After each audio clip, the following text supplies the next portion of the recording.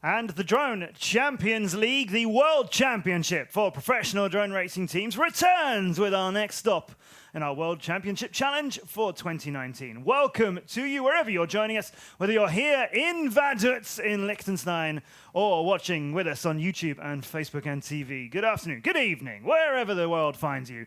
We're the DCL, and with Apex, China Dragons, DMM Raiden Racing, Drone Sports, X-Blades, Quad Force One, our wildcard team, and China Dragons, we look forward to another evening's racing, and we are in the beautiful, beautiful country of Liechtenstein, the sixth smallest country in the world, but it has an abundance of natural beauty, as you see here, of the wild tail-wagging kind, the clanging kind, and just the beautiful everywhere you look kind. That's the castle overlooking the capital city of Vaduz, where you find us ready to race with the 8 best drone teams in the world. And if you are a long-term fan of the DCL, you might think Vaduz and this location looks a little bit familiar. And you'd be right, because 2 years ago, we raced here in our inaugural 2017 season. I'm Matt Andrews, and with me, I am so pleased to welcome back Martijn de Kemp, a long-term commentating pal of mine from the 2018 season, but also champion of Vaduz. Yeah, that's right. 2 years ago, we had quite a blast.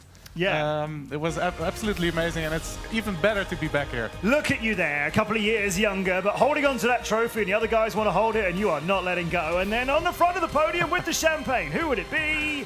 It's Martijn de Kemp. There he is, so it's true, you won. Yeah, Your it's team absolutely won. true. Good There's old the Conrad proof. Racing team. For those of you who don't believe it, yeah, there's no denying in it now. It's actually him. It looks almost the same. Yeah, almost the same. I shaved a little bit. So that was 2 years ago we raced recognizable. here, and we've got a similar but trickier course to look forward to. But before we get into this evening's racing, where have we been in 2019? Let's show you how the season's been so far. The 2019 Drone Champions League launched in February, when the world's best professional drone racing teams made their picks at the first ever DCL draft selection in Cannes. The teams chose from 58 international gamers who qualified by playing DCL the game. And after racing in head-to-head duels in front of thousands of visitors, 21 new pilots were recruited for the new DCL season. The opening race of 2019 saw the teams take off in Lax, Switzerland in March. X-Blades Racing, the world champions from Great Britain, continued their hot streak against the USA's Quad Force One, winning the first grand final. But the second final saw two new teams to the DCL, Vaduz Racing from Korea and Drone Sports from Russia, battling for a surprise victory, and Vaduz came out on top. It was all change at the second race in Torino, where Apex Racing from Denmark were unstoppable. They won the grand final on Friday and again on Saturday, beating X-Blades on both days.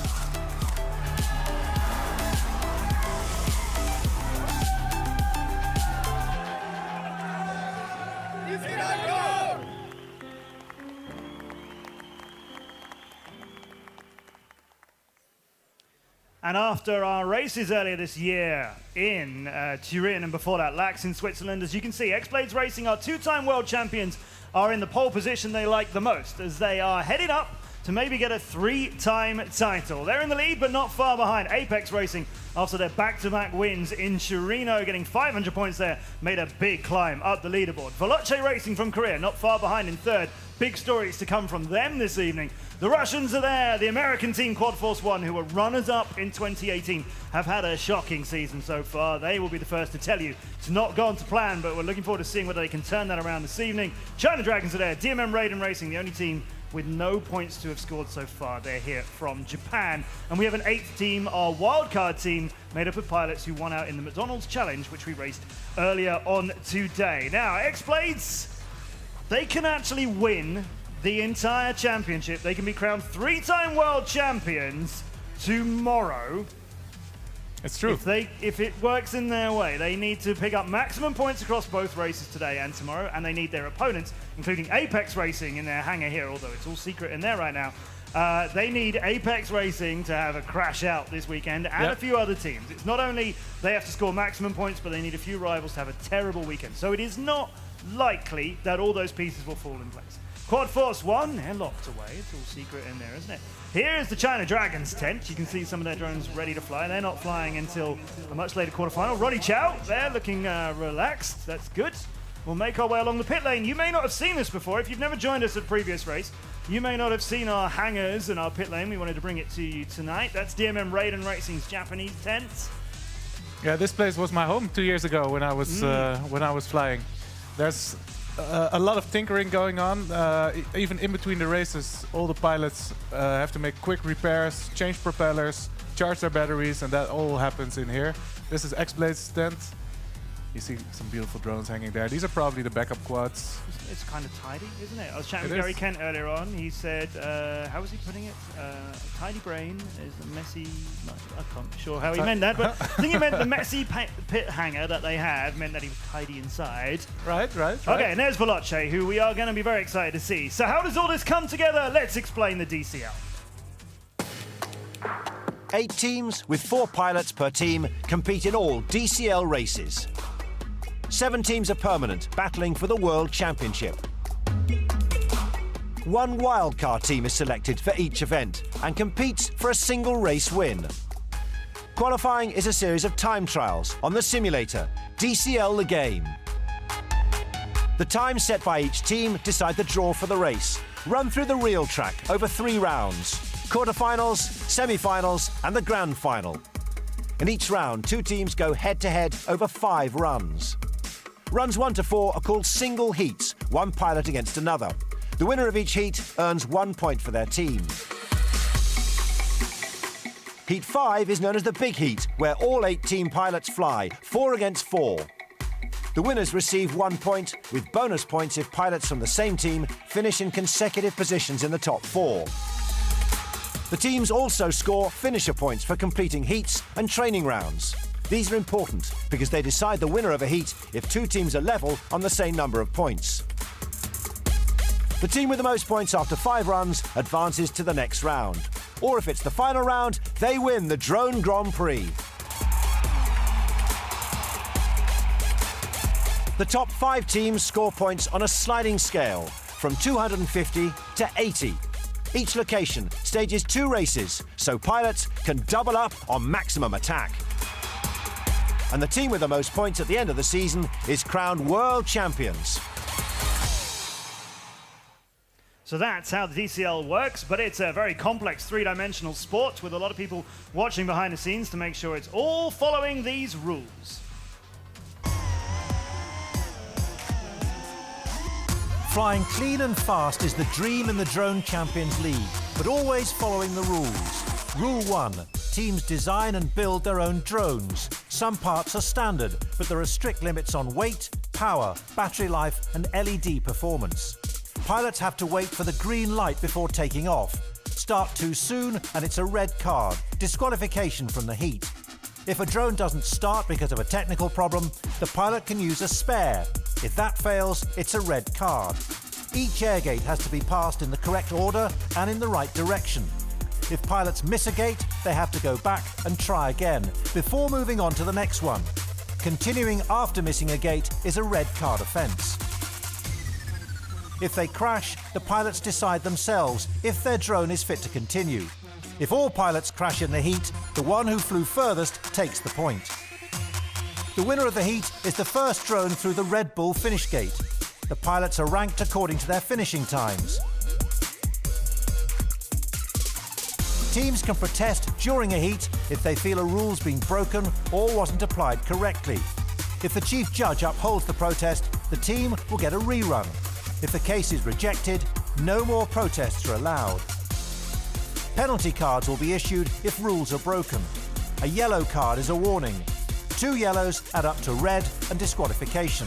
2 reds add up to a blue when a pilot is expelled from the race weekend.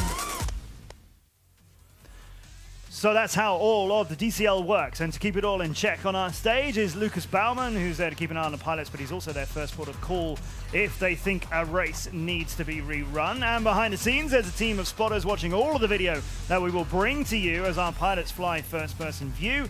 That means they're watching video live on stage in goggles, and our spotter team will keep an eye on all of it to make sure everybody made the turns, didn't miss any gates or that kind of thing. The gates, the turns, and all of the track, that's going to be a challenge. Let's go round it with Chief.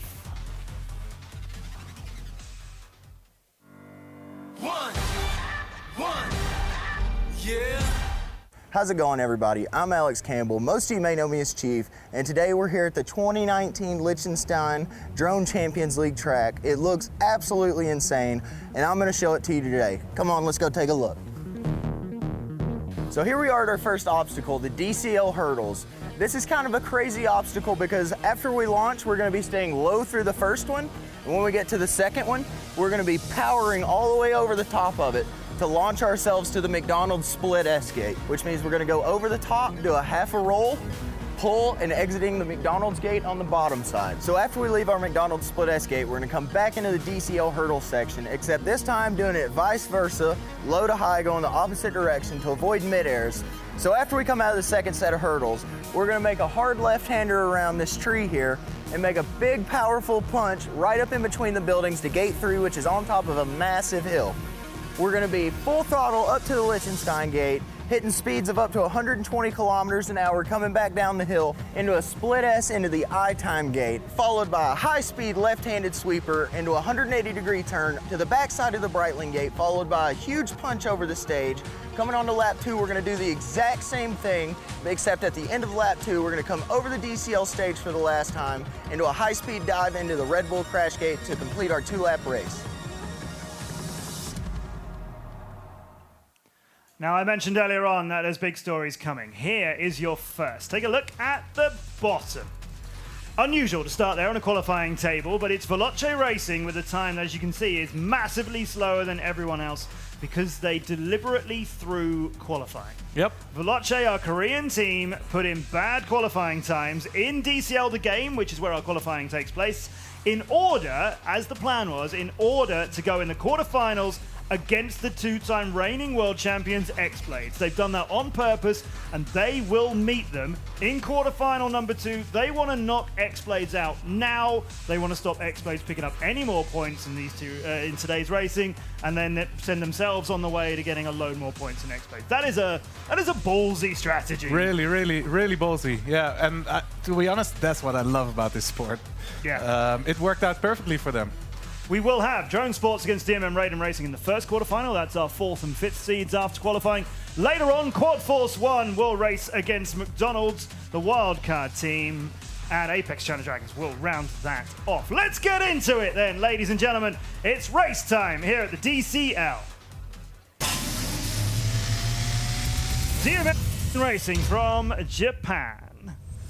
With Ben Mortensen from Australia, Alex Lenkon from Indonesia, Tomohiko Koyama, and Yasuyuki Harima. We welcome them to our stage. Their manager is Yu Katera. Yu, welcome. You're going to be racing first here in the DCL, and you'll be up against Drone Sports of Russia. Yu Katera, hi, welcome back to the DCL. What has changed for your team since Turin? Yeah, first we changed props from 5-inch to 6-inch, and we changed drone setting power limit because we got disqualified last race in Italy race. So yeah, we have to prepare drone setup and drone power limit adjust. Yeah, we can do it. I hope we will win. Yeah. You are the only team who haven't scored points so far this season, Yu. So we really hope DMM Raiden Racing will get this done. Here are their opponents. Yeah, thank you. Thomas Petersens from Latvia with Konstantin Kosolapov. Platon Maximov and Polish pilot Paweł Leszak. They are Drone Sports Global, and they are going to be the opponents for DMM Raiden Racing. So we have them all on our stage, and it is going to be race time really soon. And as you saw earlier on, but just to recap, all of our quarterfinals, semi-final, and grand final will have 4 single heats where one pilot of each team races off against one of their opposition. And then we have the big heat, unique to the DCL, where all 8 pilots will fly at the same time. First single heat is ready to go. If you look at the starting blocks there, as you can just see at the bottom of your picture, yellow for DMM Raiden Racing from Japan, and that is Yasuyuki Harima, who has not managed to pick up a win in a single heat so far this season. He's up against Platon Maximov, who's on the opposite side of the stage from him. 10 seconds countdown. Platon's got 2 wins out of 3 wins, I beg your pardon. 3 wins so far in single heat. So let's see what happens. First race, Maximov and Harima.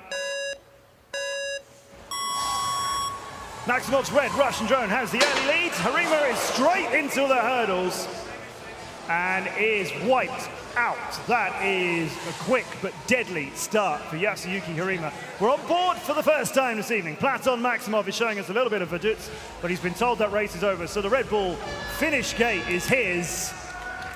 Didn't even need to get 1 lap in as Harima came out of the block, saw Maximov ahead of him, tried to catch him. We have hurdles on this course. You have to go under the first one and over the second as you head out to the McDonald's gate, and then under and over again on the way back. And here is a big whack for Harima. Yep, he was a bit too late on the punch up, so he went underneath here. He has to punch up here, but he's too late, you can see it. He's trying to do it now, but yeah, the quads need some time to throttle their propellers up. It's an unfortunate start by Harima. Yeah, he's going to kick himself for that because that's an error that, you know, he knows. They played this track many times on our game. Right. Also raced it here in practice. The hurdles are there. That's the first point of the day, then, is in the hands of Drone Sports. DMM Raiden Racing's Tomohiko Koyama comes up next. He's still chasing his first win of the season. Tomohiko Koyama is going against Konstantin Kosolopov. He's got 5 wins out of 8, so a good run for him so far. Koyama in yellow has the better start. Kosolopov looks flatter and a little bit slower away there, so Koyama will come through the McDonald's gates and take us towards the Parliament and then the government buildings. They go round this tree, and then they go round the roof of the Parliament building and disappear out of the night sky. That yellow drone died, and the red one of Kosolopov is still trying to find its way around there. We head up towards this Liechtenstein gate, come back through that or not. He's gone a little bit too high on the approach, but I think he's just going to wrap this up. That is a difficult run already for Kosolopov, but Koyama is down and out, so Kosolopov is bailing out. Sometimes our pilots will keep flying because they want to get a bit more stick time and get a little bit more used to the course. That hasn't done Kosolopov really many learnings there, but Koyama just dropped out. Yeah, I think we can take a look at the onboard footage of Koyama, because they were starting off neck on neck. Beautiful sweeper around the tree here, ending up a little bit wide here and clipping the tower of the Parliament building, I think. I think it was the museum. We're going to get a tour of the 3 big tourist attractions here. We've got the government, the Parliament, and the National Museum, and I think a little bit too close. Yeah, so what he should have done, he should have been a little bit more on the outside when he took the corner. So it's 2-0 for Drone Sports. Next up, Ben Mortensen, the young Aussie pilot below 0. He's coming, and Thomas Petersons needs to get a 3rd for Drone Sports if you want to continue this dominant run. But yeah, Mortensen, very, very capable pilot for this team. These two haven't raced together yet this season. We've had 1 meeting between these 2 teams, and it did go the way of Drone Sports, but it was 3-2. So it was very close. And to be honest, that sums up DMM Raiden Racing's season. They haven't made it out of a quarterfinal. They haven't got any points at all. They haven't even managed to come 5th place in the losers' positions of quarterfinals. No points. But they lost 1 quarterfinal 3-2. They lost another quarterfinal 3-2. They lost another one 2-all and had a pilot disqualified for another bit. It's all been super close for them. They just got to go that little step further. But what we're talking about here is getting into a semi-final, not winning a day. Talking about how close they've come to getting out of quarterfinals. Obviously, for a World Championship contender, that is not the bar they're looking for. They're looking to get a lot further than just into a semi-final. Welcome everybody who's joining us here in Vaduz, also on our channels on YouTube and Facebook. Sophia's with us. Welcome back, Sophia. We have Benjamin Blackburn watching, Angelo Samuel. We've got some of our old pilots. Marcel Gregor's race is watching as well. Pilots we've enjoyed in the 2017 and 2018 seasons are watching. Many people from around the world of drone racing. Good evening to you. Myself, Matt Andrews with Martijn de Kemp. We're thrilled to be bringing you the action from these incredible pilots. We are waiting for single heat number 3. And a great crowd have joined us here in Vaduz. Thanks everybody for coming out and making us so welcome. This is the home of DCL. It's based in Liechtenstein. We love coming here and fond memories of racing 2 years ago. A lot of the pilots who raced then but aren't racing this year, they're here as well. It's been a bit of a sort of homecoming. Lots of your old... my old pals. Pals, hangar mates, roommates, they're all kicking around. Co-pilots, yeah, everything. It's nice. It's a very good central location. We are definitely racing with the best pilots in the world. And they come out of, they just fly in from all over. So we got people from Switzerland, UK team, we got Japan with DMN Raven Racing. But for the European pilots, this is definitely a very central location, easy to access. So I know there's a lot of people who've joined us for many previous races. Leo FPVs with us. Sir Crashler Andre is watching. You in his seat, Martijn. To the air. Peterson's in red for the Russians. Mortensen in yellow for DMN Raiden Racing. Can they get a point here and start to stop this quarterfinal slipping any further away? This is good flying so far with Mortensen slowly gaining on him. He's 700ths of a second behind Peterson's. That's not a lot in the sport of drone racing, but that is a better route through I-time for Peterson's as we come into the latter part of the course. Through Breitling and over the stage to start lap number 2. Both of the pilots still fighting this out.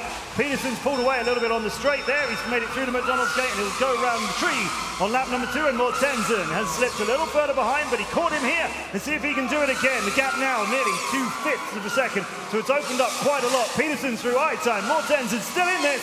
Not far behind him, over the Breitling gate, over the stage, and then heading to the Red Bull finish gate, and in at speed. Brilliant racing. Great work from Peterson's and Mortensen, but almost a second between them at the end as Peterson's makes it 3. Mortensen never out of that, and he'll be a little bit disappointed that he didn't take the point for him. yeah, great race. I think the reaction time is what got to Ben Mortensen, because you can see him here, he's chasing. Their speed is completely equal. This is where we see him enter the crash gate. So they go over the stage here, where our pilots sit.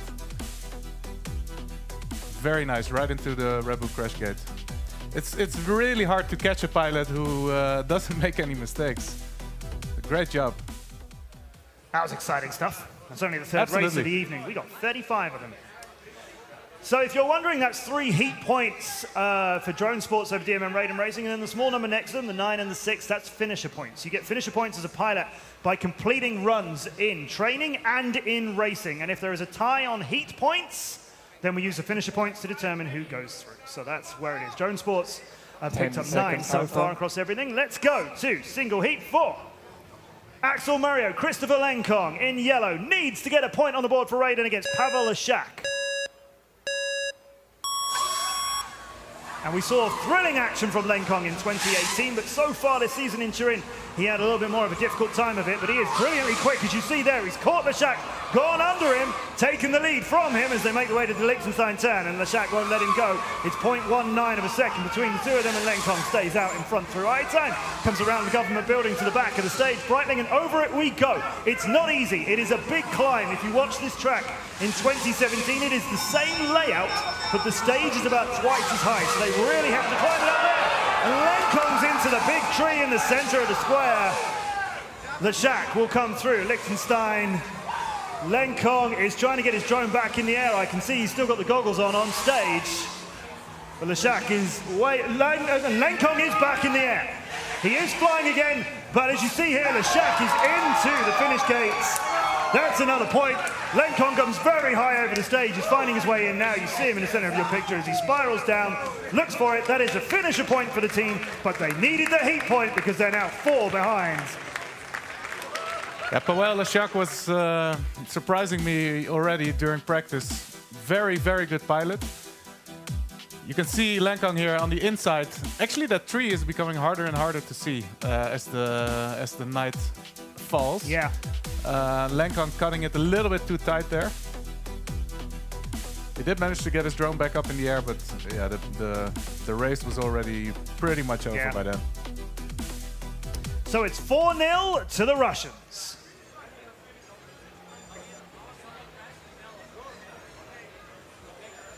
What this means is DMM Raiden Racing have got a massive challenge in the big heat. If they are ever to make it out of a semi-final so far in the season, they can get 5 points in the big heat. You get 1 for winning it. You get 2 for coming first and second. You get 3 for first, second, and third. And this year in the DCL, first, second, third, and fourth now gets you 5 points. So they can do it, but they have to all come in first, second, third, and fourth ahead of everybody on Drone Sports. And as you've seen from those 4 single heats, Martijn, that's an extremely difficult challenge. It's true. Yeah, they need a lot of luck. They need either DMM Raiden Racing to crash out, and that's possible because the track is super tight. There are a lot of opportunities for mid-airs, so that means 2 drones hitting each other. Let's hope that doesn't happen.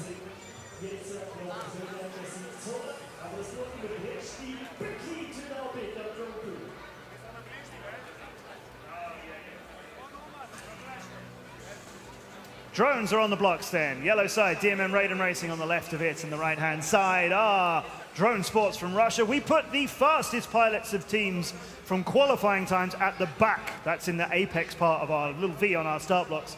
And the slowest pilots of each team are on the ones at the front. So we get a lot of action when 8 of them take to the air as they are about to do. Can DMM Raiden Racing get into a semi-final by getting in front of everybody and all making it to the finish? You've already seen a couple of crashes, so you know how challenging this is going to be.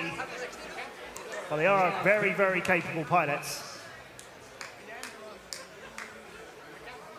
On the Russian side of the stage, you see 3 of them chatting amongst themselves, and Konstantin Kosolopov, his goggles down in the middle, serious face on. Welcome everybody again. Joining us here in Vaduz as more and more people are joining us now, which is beautiful. And again, watching online with us on YouTube and Facebook, Maita Melbourne is with us again. Welcome back, Maita. It's been a while since I've seen you. I hope you're well. A couple of people have said, and I know Chief is on site, of course, as he's waiting for Quad Force 1 to fly. A couple of people have said on Facebook that they can hear the Chief wooing in the background as he's watching this racing. Yes, we can't keep him quiet, and we would never try. On our blocks then, we have 3 red Russian drones ready to fire, but Platon Maximov doesn't have video at the moment, and there's Axel Mario Christopher Lenkong's view of the starts. He's at the back of the blocks as he was best in qualifying for his team.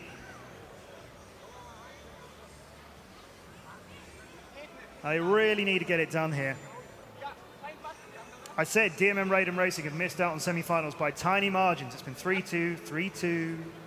That kind of thing, but they did lose 4-1 to X-Blades. This now could be 5, 6, 7, 9-0. That's rough. Can they do it here? They have got DMM Raiden Racing. Very, very good pilots here. But Koyama and Harima haven't had a good season. It's got to be said. Yeah, they were unlucky as well on the technical side. Nowadays the drones have a power output limit, or the amount of power that they draw is limited.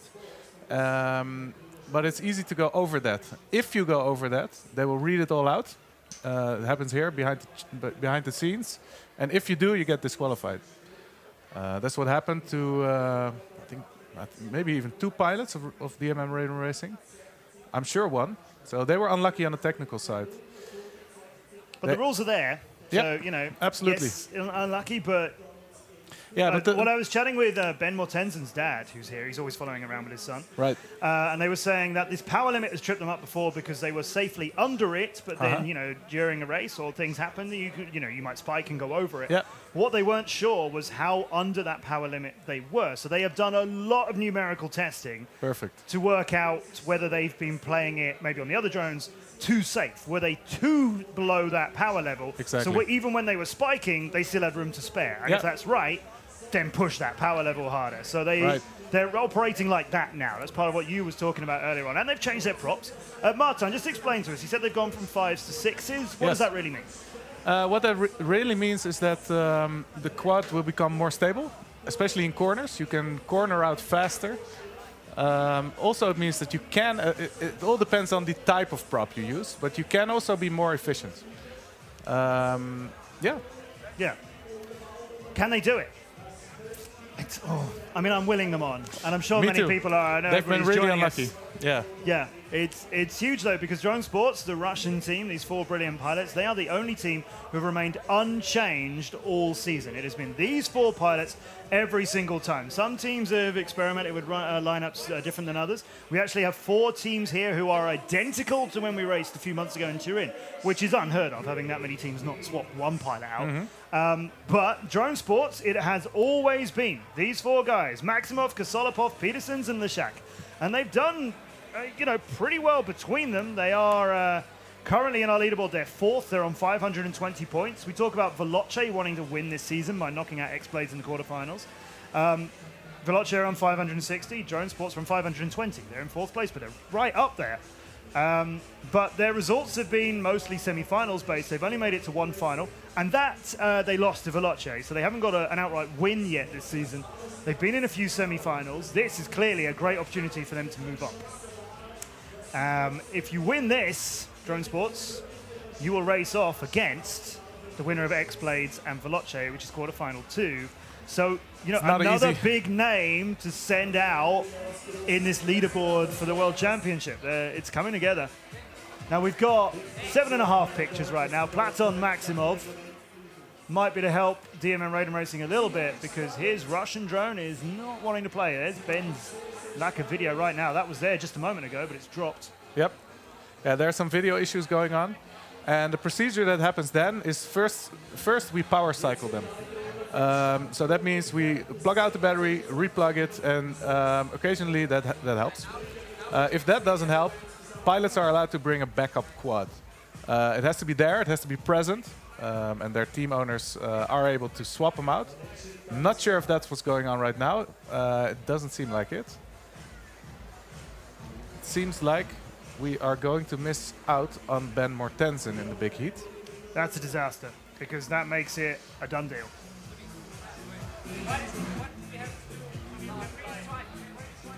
Yeah, that is... Well, there's Maximov's view. I told you that's the half a picture. Yeah, Ben Mortensen here is asking to swap out the quad. So we have a protest procedure on stage, but as Martin's already mentioned, there's a procedure we go through with drones. You have one ready to race for your single heat. You bring another one to the preparation area for your big heat. Yes. And spares can get rotated in, but only one spare. So, yeah, it looks like... Hang on. Here we go. That was the team manager of DMM Raiden Racing. So, yeah, Mortensen's drone is lit. And Tomohiko Koyama's drone is missing. Okay, so there's Yukatera, their team manager.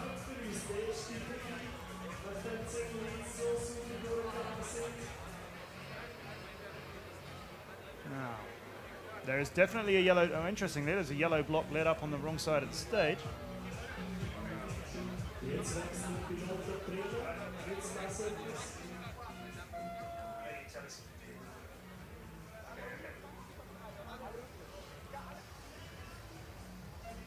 No, I don't know what's happening. They're switching drones. Unplugging it now. Right, as you can see, a lot of action happening on our starting blocks. So the drone in the hand to the right of the picture there, that is Ben Mortensen's. Goggles down, goggles up. Lenkong's still got his goggles on. He's in his zone. Listens to jazz. He does? Young Axel Maria Christopher Lenkong. I love saying his name because I love him. He's such an amazing young pilot.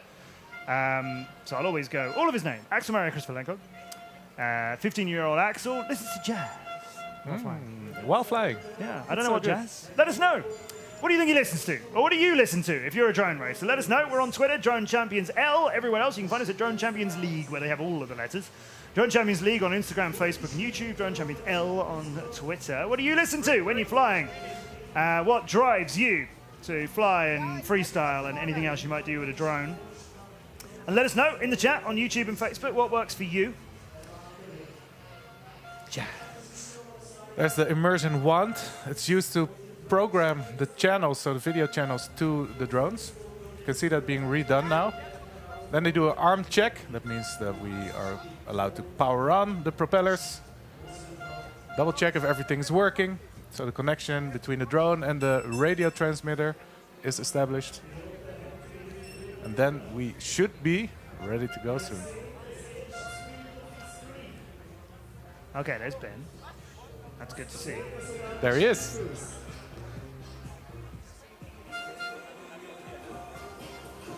So we're going to be flying cameras at 160 kilometers an hour around the government and parliament buildings in Liechtenstein. It's kind of a miracle that this thing ever works, to be honest with you, because how do we make drones fly and send TV to you all over the world live? Well, it's done. It is done by magic. That's actually the truth of how that's happening.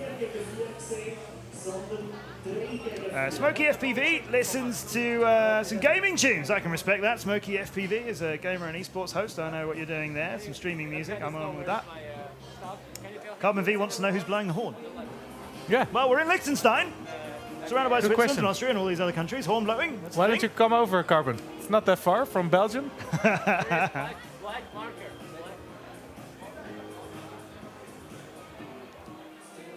All right, so on our blocks now.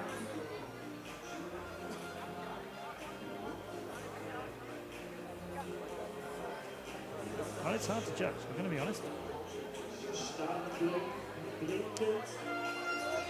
Dwayne Walker, welcome back. Pleased to have you with us. Dwayne Marc Lebleu, I hope I've got that right. Can we get close-ups of thumbs and gimbals? Oh, you like the nerdy bits. Yeah. Well, it is an interesting question because there are different ways pilots control their drones. Some people pinch, so they keep the controller between their 10 seconds countdown. index finger and thumb, or people use only thumbs. Yeah, and one of our pilots has one hand one way and one hand the other way. He's thumb on one, he's pinch on the other. We'll let you know later. Because we get drones in the air, looks like 4 of them are yellow, 3 of them seem to be red. Although Tomohiko Koyama actually isn't going to feature in this for DMM Raiden Racing. So up front, Peterson's is there. Lashak has come down. Harima and Lenkon are going to scrap this thing out too as they move up past the shack. And it is still Peterson's out in the lead with 2 DMM Raiden Racing behind him. Koyama may still be up in this, but Mortensen is down. He's got a big blue wall in front of him. Harima's still flying around this. Peterson's makes his way towards the tree. He's pulled away now from Lenkong. He's nearly 1.5 seconds ahead of him. Peterson's has got Lenkong gaining on him. To the I-time gate they'll go. Lenkong trying to get a bit of pride out of this. He'd love to get a point for his team, and if he can beat Peterson's in this last bit, then he'll get it. But Peterson's is home already, and Lenkong's taking a second look at it. He's in there now, but that'll make it 5 for Drone Sports. The Russian team will progress to the semi-finals. Yasuyuki Harima will come in 3rd.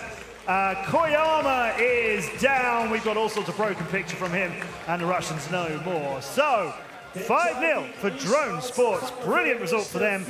Unfortunately, again, we say goodbye to DMM Raiden Racing in the quarterfinals.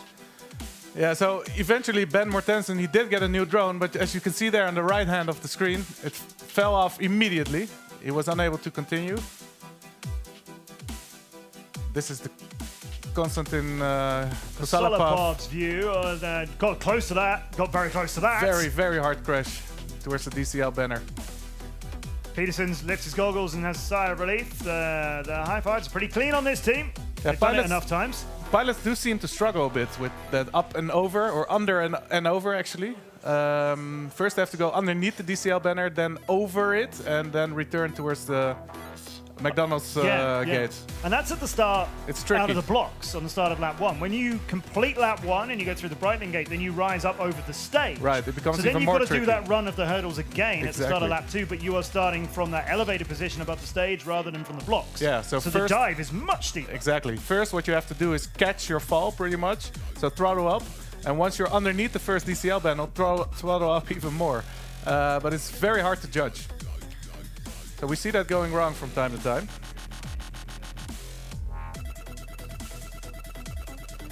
.50 for Drone Sports makes them into the semi-finals. Who are they going to race? Well, it's the scrap we've been looking forward to since qualifying results came out a few days ago.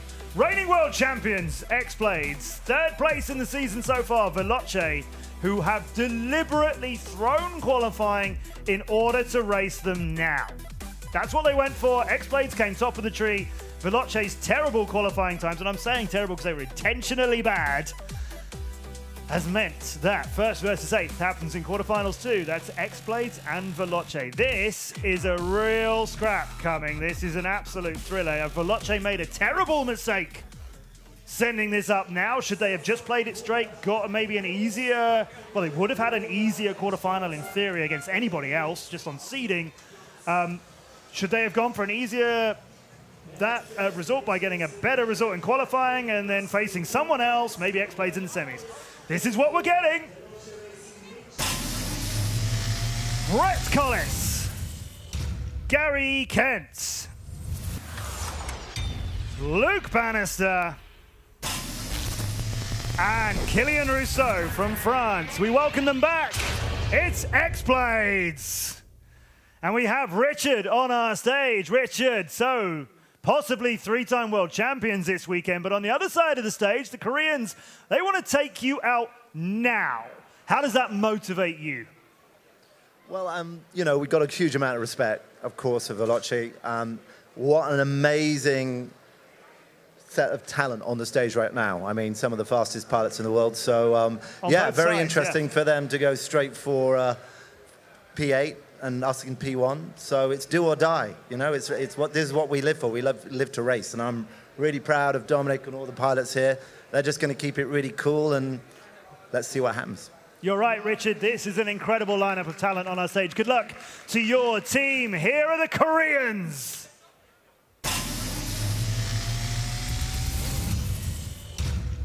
Min-chan Kim is back. 10-year-old Min-jae Kim returns from Italy. Youngest pilot here, Ethan Kling, for the first time is with us. And Young Rock's son rounds out the team of Veloce. HJ back on our stage. So many fans of HJ. We love having you here. So HJ, this was your idea. It was your plan to come 8th in qualifying. How did your pilots react when you told them this is what we're going to do? Literally considering so many times, and then, you know, when I let my pilots know my tactics, they are so confident. They know that go bigger, go home. Yeah. Okay, well, we have incredible pilots on your side of the stage. Thank you, HJ. Thank you, Veloce. Here it comes, ladies and gentlemen. X-Blades and Veloce. And it's an unchanged lineup for X-Blades from Turin, whereas Veloce have moved it around again. Pilots we've seen earlier on in the season. MCK is back. He was in Lax, but he wasn't in Turin. Young Rock's son's been in all their races. Min-jae Kim returns, and Ethan Kling joins us for the first time. American pilot who got into the team through the DCL draft that we did earlier in Cannes. Gary Kent will start things off for X-Blades, and he's got his old teammate, Young Rock's son. These guys used to fly together. Oh, you want stories? We've got them all day. Can we get this then? Can we get this massive upset? Can we get X-Blades out, Veloce through? I say upset because they are the two-time reigning champions, so it's a big deal to knock them out. However, if we want to talk about upsets, I've got to tell you that the last time these teams met, Veloce beat them. That was in the second race of the season when we were in Lax on top of a mountain in Switzerland. So can they do it here in Liechtenstein? Maybe the air is in their favor in this part of the world. They're even on finisher points. That's 8-all, as you see there.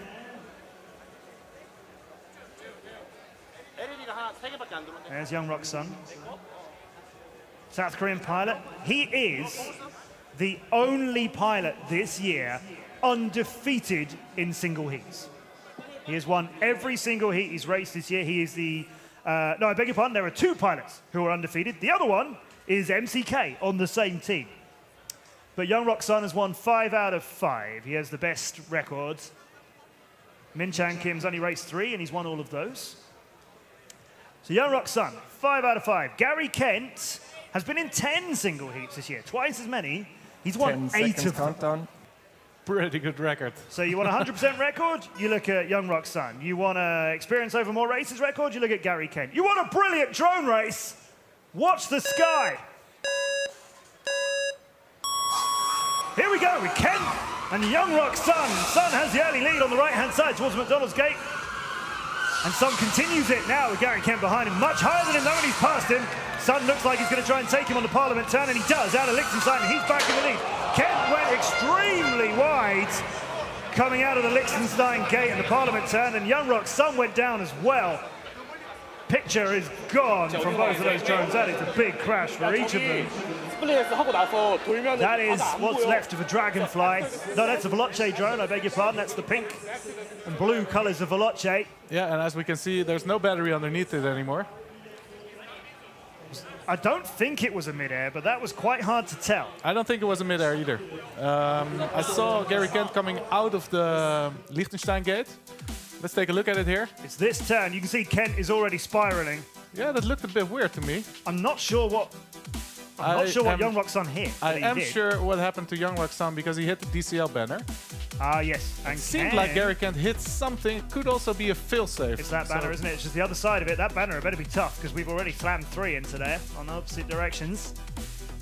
And the Veloce drone sits sadly lonely in the middle of the track. Right, well, in an instance like this where both drones crashed and we look at who got further around the racetrack and they get the heat point, I think that is surely going to be given to Young Rock Sun. I can't see how that can go any other way. And I believe Gary Kent crashed first, so that would... it's not who crashes first, it is who gets furthest. But in both regards of that, I think it's going to be first blood to Veloce.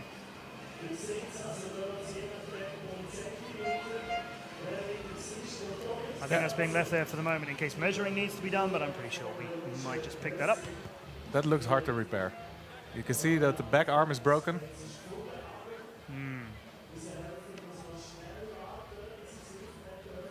Yeah. But I am curious to see what happened to Gary Kent's drone there. It's interesting. It is a tough course. It is really tricky. It is nighttime, which makes it look beautiful, but you know, it's hazardous. And we've said it before, but let's explore it a little bit more now while we wait for our second single heat. This is the same layout as when we raced here 2 years ago, but there are 2 significant changes. One is that the stage is a lot higher. Right. They had to fly over the stage previously. It is a lot higher. So that climb is massive and the dive on the other side. Yep. The other part, which is particularly relevant to the one we just saw, actually, I'll explore that a little bit more in a moment because Lucas Baumann has an announcement on our stage. Both pilots crashed. Pilot number 8 got along further on the racing line, so he takes the win. Which is Young Rock Sun. That's so Young as Rock we Sun. expected, that point has gone to him, and no protest has been handed in.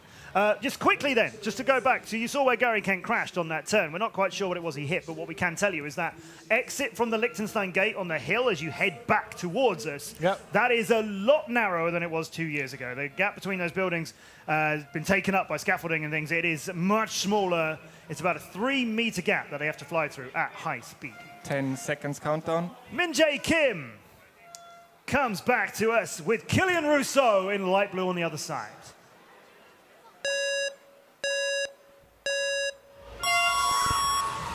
Pretty even starts. Rousseau just slightly better, and Kim has caught him.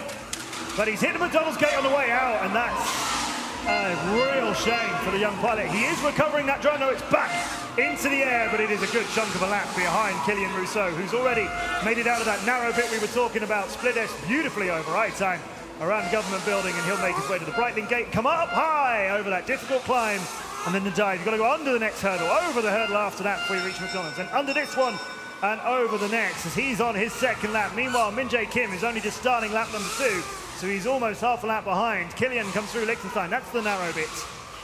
Heads up to I-time, and he may have seen very briefly flash in front of him. Min Jae Kim coming the other way. Like I say, there's about half a lap now. Rousseau needs to bring this in cleanly, as he does. He evens it up for X-Blades, but Min Jae Kim still flying, still getting a bit more experience on this course. Here's his drone. That climb took a lot of people out in practice earlier on, a lot of people hitting the stage. Some of them on the way up, but more of them on the way back down again that time. 13 seconds between them ultimately. Good to see Min Jae Kim flying, because in Turin he had some difficult technical issues which held him back a bit. Yeah, he's a very, very talented pilot. Here you can see both of the pilots attack the McDonald's gate from in a different way. One of them is turning a left-hander, the other one is turning a right-hander. And you believe? I believe what Min Jae was attempting to do is the better way to do it. Yeah. But he was very, very tight. on the McDonald's gate, so he didn't really have time to properly steer his drone through one of the M's. We'll go to single heat number 3, and for that we will welcome Luke Bannister, who's going to be racing off against Ethan Kling. So while I welcome Luke, we will extend a wider welcome to Ethan, who's with us for the first time in the DCL. We know Luke well, of course. Everybody in drone racing knows him very well. Multiple-time world champion, countdown. not just with X-Blades. Ethan Kling, new to the DCL.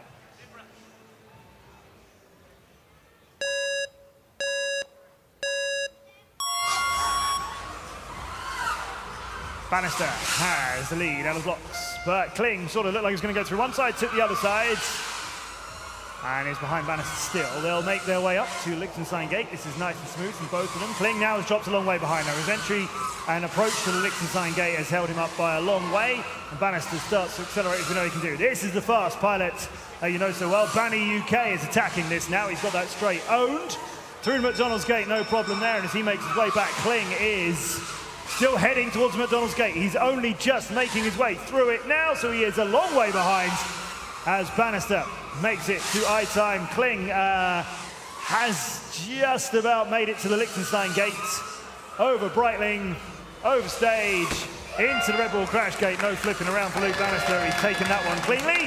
And Kling is going to get a finisher point, but he is going to be a decent chunk of time behind. Here he comes on his final approach, and he's in. Yeah, Luke Bannister, absolute legend of the sport, flying very smooth.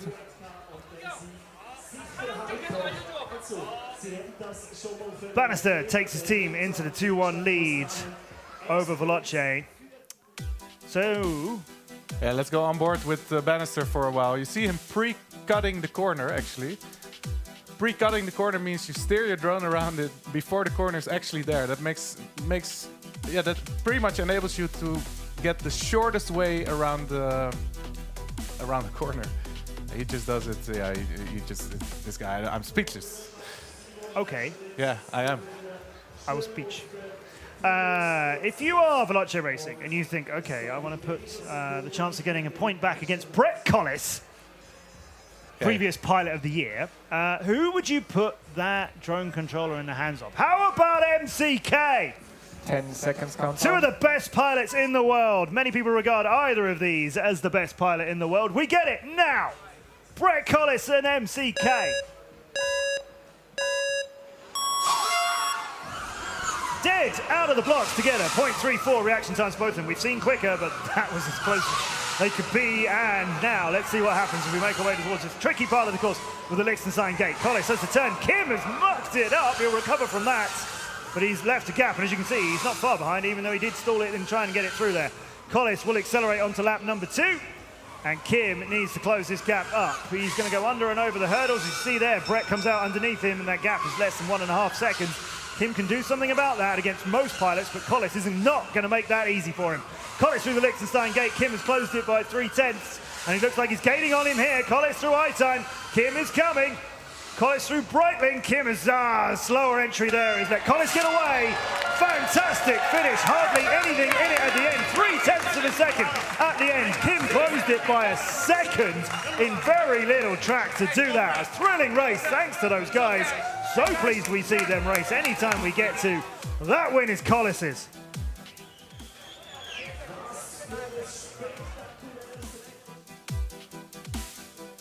Let's take a look at it. This is where Minch and Kim made a small mistake steering into the Liechtenstein Gate, so he had to turn around. And you see Collis there continuing his way around the track.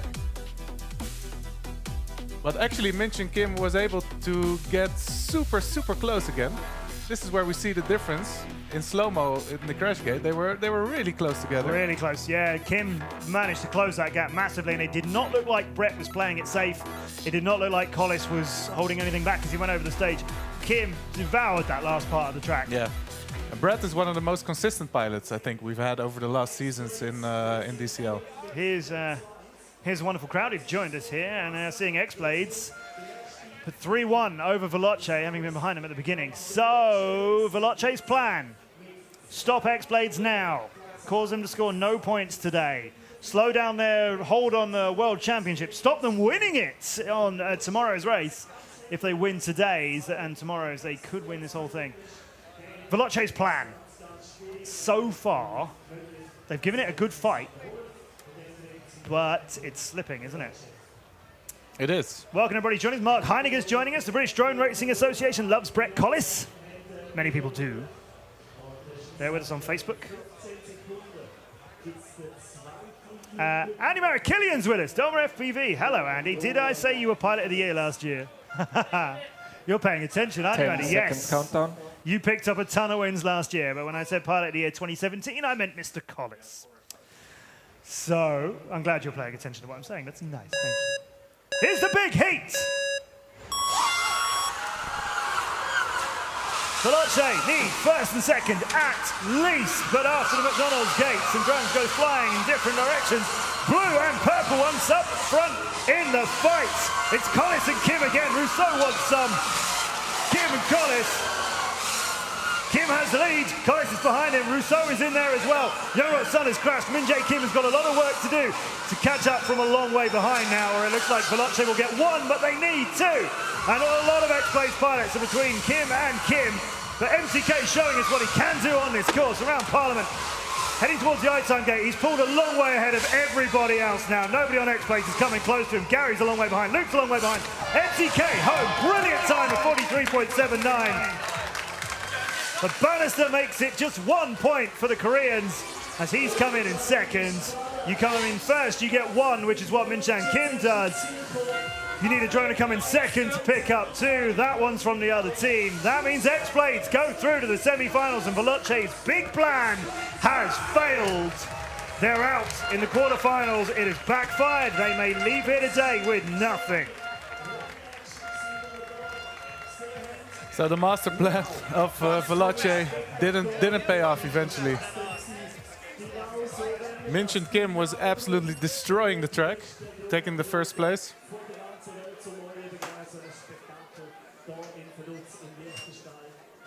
But Luke was able to secure that important second place.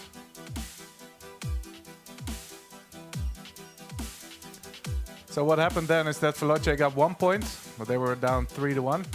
So we'll end up 3-2 now.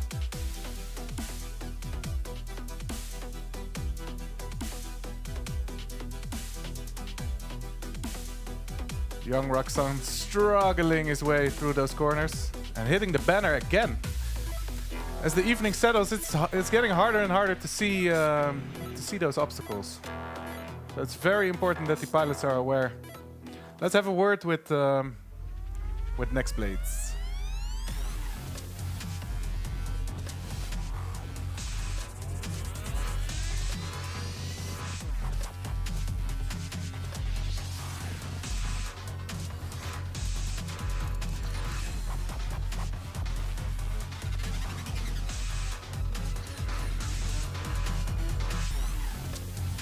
Brett Collis takes X-Blades with his teammates towards the semi-finals. You know what happened. You know Veloce gamed qualifying. You know they wanted to knock you out now. Was there a little bit of extra fire before all that started? I think so, yeah. Another team did the same last year, tried to do it, and we showed them that it's not good to mess with us, so did the same with Veloce. So a thrilling race between you and MCK. He was close. You left him a little bit behind, but then he caught you at the end. I don't know if you realised it came down to 3/10 at the end. What was happening towards the end of your run?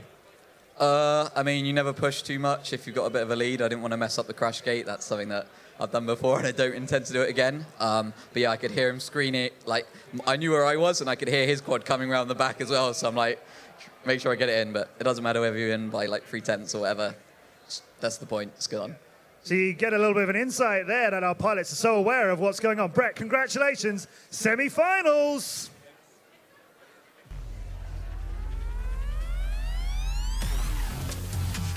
Demet Andrew.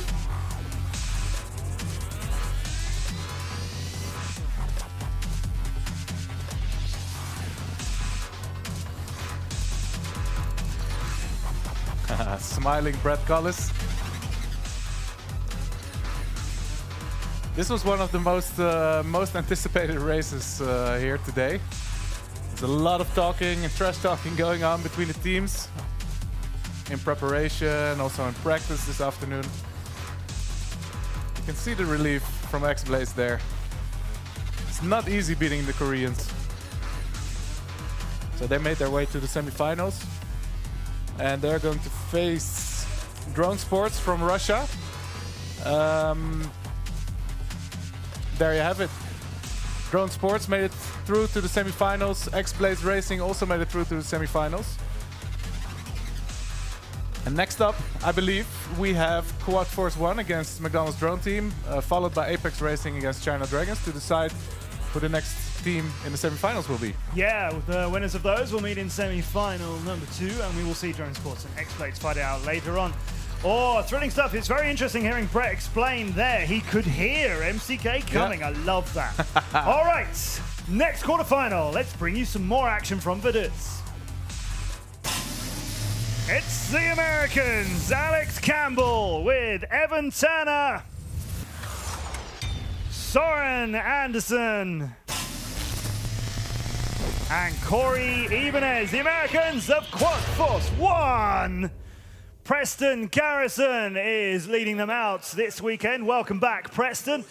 So we all know the stories of Quad Force 1. We all sadly remember what happened for you in Turin. So many difficulties there. And there are so many fans of this team here at the DCL. All the pilots want to see you fly. So tell me, I know there's been last minute changes with canopies and stuff like that. Put everyone's minds at ease.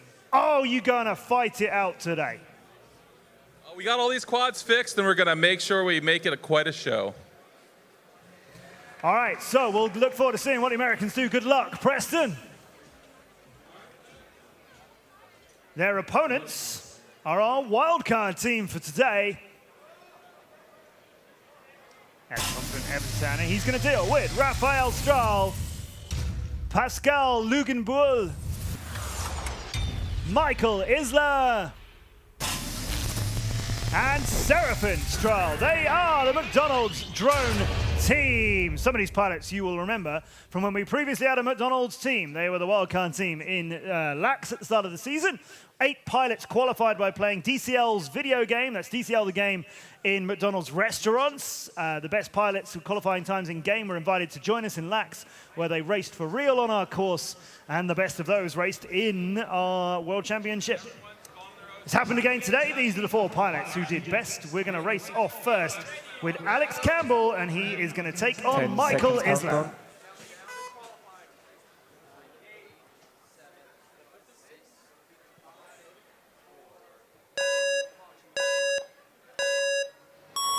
Beautiful shot of the Chief's blue drone leaving the blocks, and Isler's in green for McDonald's and has the lead on him through a great turn. A brilliant attack on the McDonald's gate and is pulled away quite quickly. Campbell's losing ground and losing speed. Isler makes it through Liechtenstein nice and clean. He knows this course and he is 1.61 seconds ahead of Alex Campbell, but a little bit of a clip there. I think Campbell's had more problems and Isler is continuing, and Campbell is on the ground and goggles are up and the Chief is out again. So Isler has all of Vaduz and a Red Bull finish gate and a finish point and a heat point. All of the things go to Michael.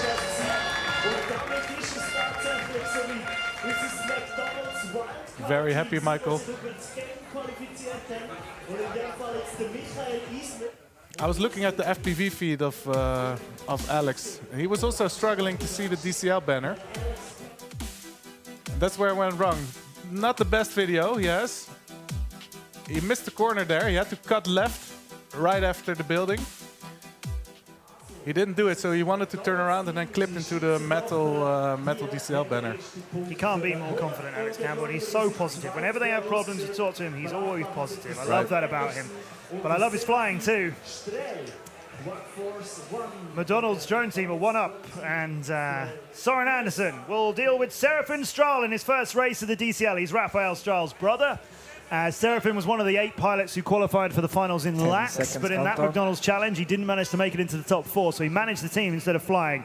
This will be his first race in DCL. Seraphin Strahl in green, Soren Anderson in blue. And Seraphin looked, I've got to say, nervous earlier on in the McDonald's challenge when they were fighting these 8 pilots to see who would be the 4 who would actually take part in the races. He looked nervous on stage. He gave it everything he had, and it was great. And he made himself into the top spots. He was third, but he's behind Anderson here. As you can see, he's got a nice smooth run. Although a little bit slower, perhaps, into the Eitzheim gate, but maybe that's in purpose, as he knows he's got a decent lead over Strahl, who doesn't look like he's going to be closing that gap soon. Second lap for Anderson, under and over McDonald's gates, hovering his way through that. He's taking that very carefully. Strahl could attack him here, but I'm not sure Strahl's got the confidence to do it, and it's 3 seconds worth of attacking he needs to do. Towards Liechtenstein, and of course Anderson's teammates on stage can tell him how far ahead he is, and he can hear it from us as well, so he knows he's got a decent lead. That gap is extended, it's still over 3 and less than 4, but that's still a lot. Anderson, final turn, Breitling gate, not a problem. Up and over the stage, which hasn't been a problem for many of our races so far this evening. He's going to take a second, third, nope, second run. Is he in? He is in. And Seraphim finished at speed, a good finish for him. But Anderson a long way ahead. You can see the relief on Seraphim there. Yeah, good race. But the points goes to Quad Force 1. Yeah, Søren Andersen, he was flying with a higher base speed, so he could take it a bit slow, fly safe. He knew on paper he was faster. So this is where he was struggling a little bit with the video, but in general, very safe, very consistent flying. Beautiful corner here around the tree. Take a right-hander here, deciding to take a little bit of a 180. Just very consistent, very good flying by Søren Andersen. Yeah, nicely done. Knew he could make sure he could take the time on that finish. Wanted to make it happen. You can't blow it there. We've seen pilots blow it at the finish even when they were in the lead. But not Anderson. So that point goes to him and his team of Americans. Even it up, 1-1. And the McDonald's team here, like I say, some of these pilots were the McDonald's team in LAX. And in LAX, they managed to knock out Apex in the first race. So they've got form. Now there's Corey in his Californian gloves. Maybe they're not Californian. Maybe they're local. Maybe he went out and bought them here. I don't know. Is that a Californian trend? I'm not sure. I know that he feels the cold, put it that way. Pascal Luginbull will take his first race. This Swiss pilot made it through today, only a couple of hours ago in the McDonald's Challenge, where these 8 pilots who qualified in game were reduced to the 4 who are racing now. He has Corey 10 Ibanez. seconds countdown. Miwo's got 3 wins out of 6 this season, so a challenge for Pascal.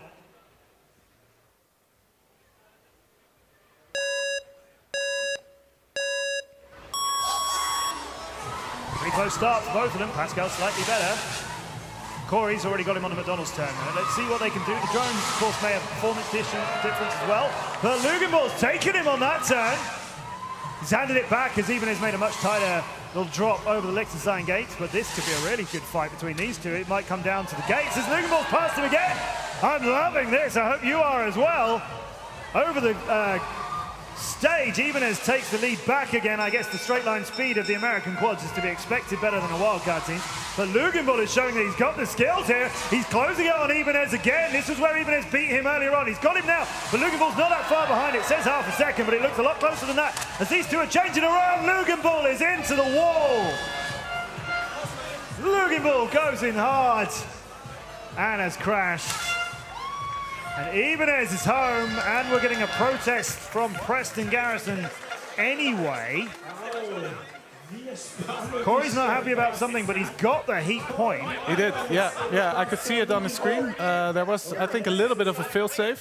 Failsafe means he lost connection for a very split second between the drone and his transmitter. Big happy face on Corey Ibanez. I think a protest that was going to be handed in. Probably not going to be handed in. You got it, didn't you? Yeah, it was beautiful racing because they were super close together. And here, actually, you can see a touch, a mid-air touch. Boom. Oh, good spot. Yeah, and that's where Corey Ibanez got behind, but he was able to catch him again. Here's Pascal doing that as he just plays it by him on the inside. It's totally legal. It's all just drone racing. Yeah, and they don't do this on purpose. Very great sportsmanship within the sports of drone racing. It looked like the approach there for Pascal was all kinds of wrong. He's gone through the gate the wrong way. Oh, yeah. And he's overshot it. I think, has he just made a mistake there on the track? He's forgotten to go over that one. Well, actually, what could have happened, it looked like he was below Corey's drone, and the downdraft of the propellers could have pushed him down a bit. 2-1 to the Americans. And we welcome back Raphael Strahl as the 4th pilot of that team, but they, for the wildcard McDonald's drone team, Evan Turner will try and get another win. Brilliant pilot, but of course they've had so much trouble with technical issues. 10 seconds countdown. They basically didn't race at all in Turin. Nothing worked for them. They got wiped out in both quarterfinals. Here, they're in the driving seat to make it out of this quarterfinal 3. Stroll with a brilliant reaction time, but Turner's already got in front of him. So a good takeoff from Stroll, but not translating in forward speed, although he's managed to do it there because he's got the lead from Turner. Parliament's not a problem for either of them. This Liechtenstein gate, Stroll's showing you how that's done. That's a good take on that closed air gate, and Turner is most of a second behind him now, and I think that may have continued, and Turner's gone down. Stroll will fly away, and Turner's goggles are off. That's over. Stroll's going to even it up after Turner's crash. He had the lead anyway. I was looking forward to seeing a lot more of that race. Now that protest flag, I think, will wave and will get registered. Stroll's still got his goggles on. He's come down, actually. Stroll has crashed, but obviously way ahead of Evan Turner. So, as it stands, they'll make it 2-all as Stroll will pick up that heat point, and he's still trying to get something to work with that drone. That's it. Yeah, this is where the protests are filled out. Has to be done officially at our chief judge, Lucas Baumann. Now that's interesting, because it's the blue Evan Turner drone that's getting the protest. Yeah, what I could see is very poor video. Rough. And well, they didn't looked collide. like a fail-safe again. Yeah. Stroll's got video issues as well, as you can see. That's not beautifully clean, is it? But So that's where he's come down. That place is right behind the stage where our pilots are sitting. I'm not sure, but it could be something that Evan blocks. Turner's, yeah, the blue one. Yeah, that blocks the connection between the controller and the drone, because I've seen more pilots struggle on that place. Stroll, flying for McDonald's, landed it at the McDonald's gate. I'm sure our tech team will look into it now.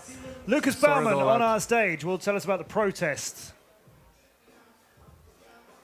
Both pilots crashed. Pilot's number 5 got along further on the racing line, so he won.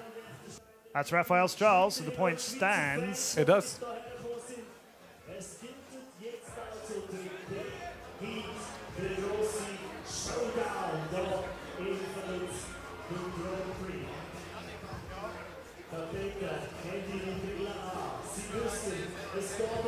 So, looks like the protest has not overturned that result, which means it's 2-all going into the big heat, so winner takes it all. Can McDonald's wildcard team, McDonald's drone team, or can they knock Quad Force 1 out of it it's now, which will really just ruin their season after they had with so many problems in Turin, and like I say, basically didn't compete there?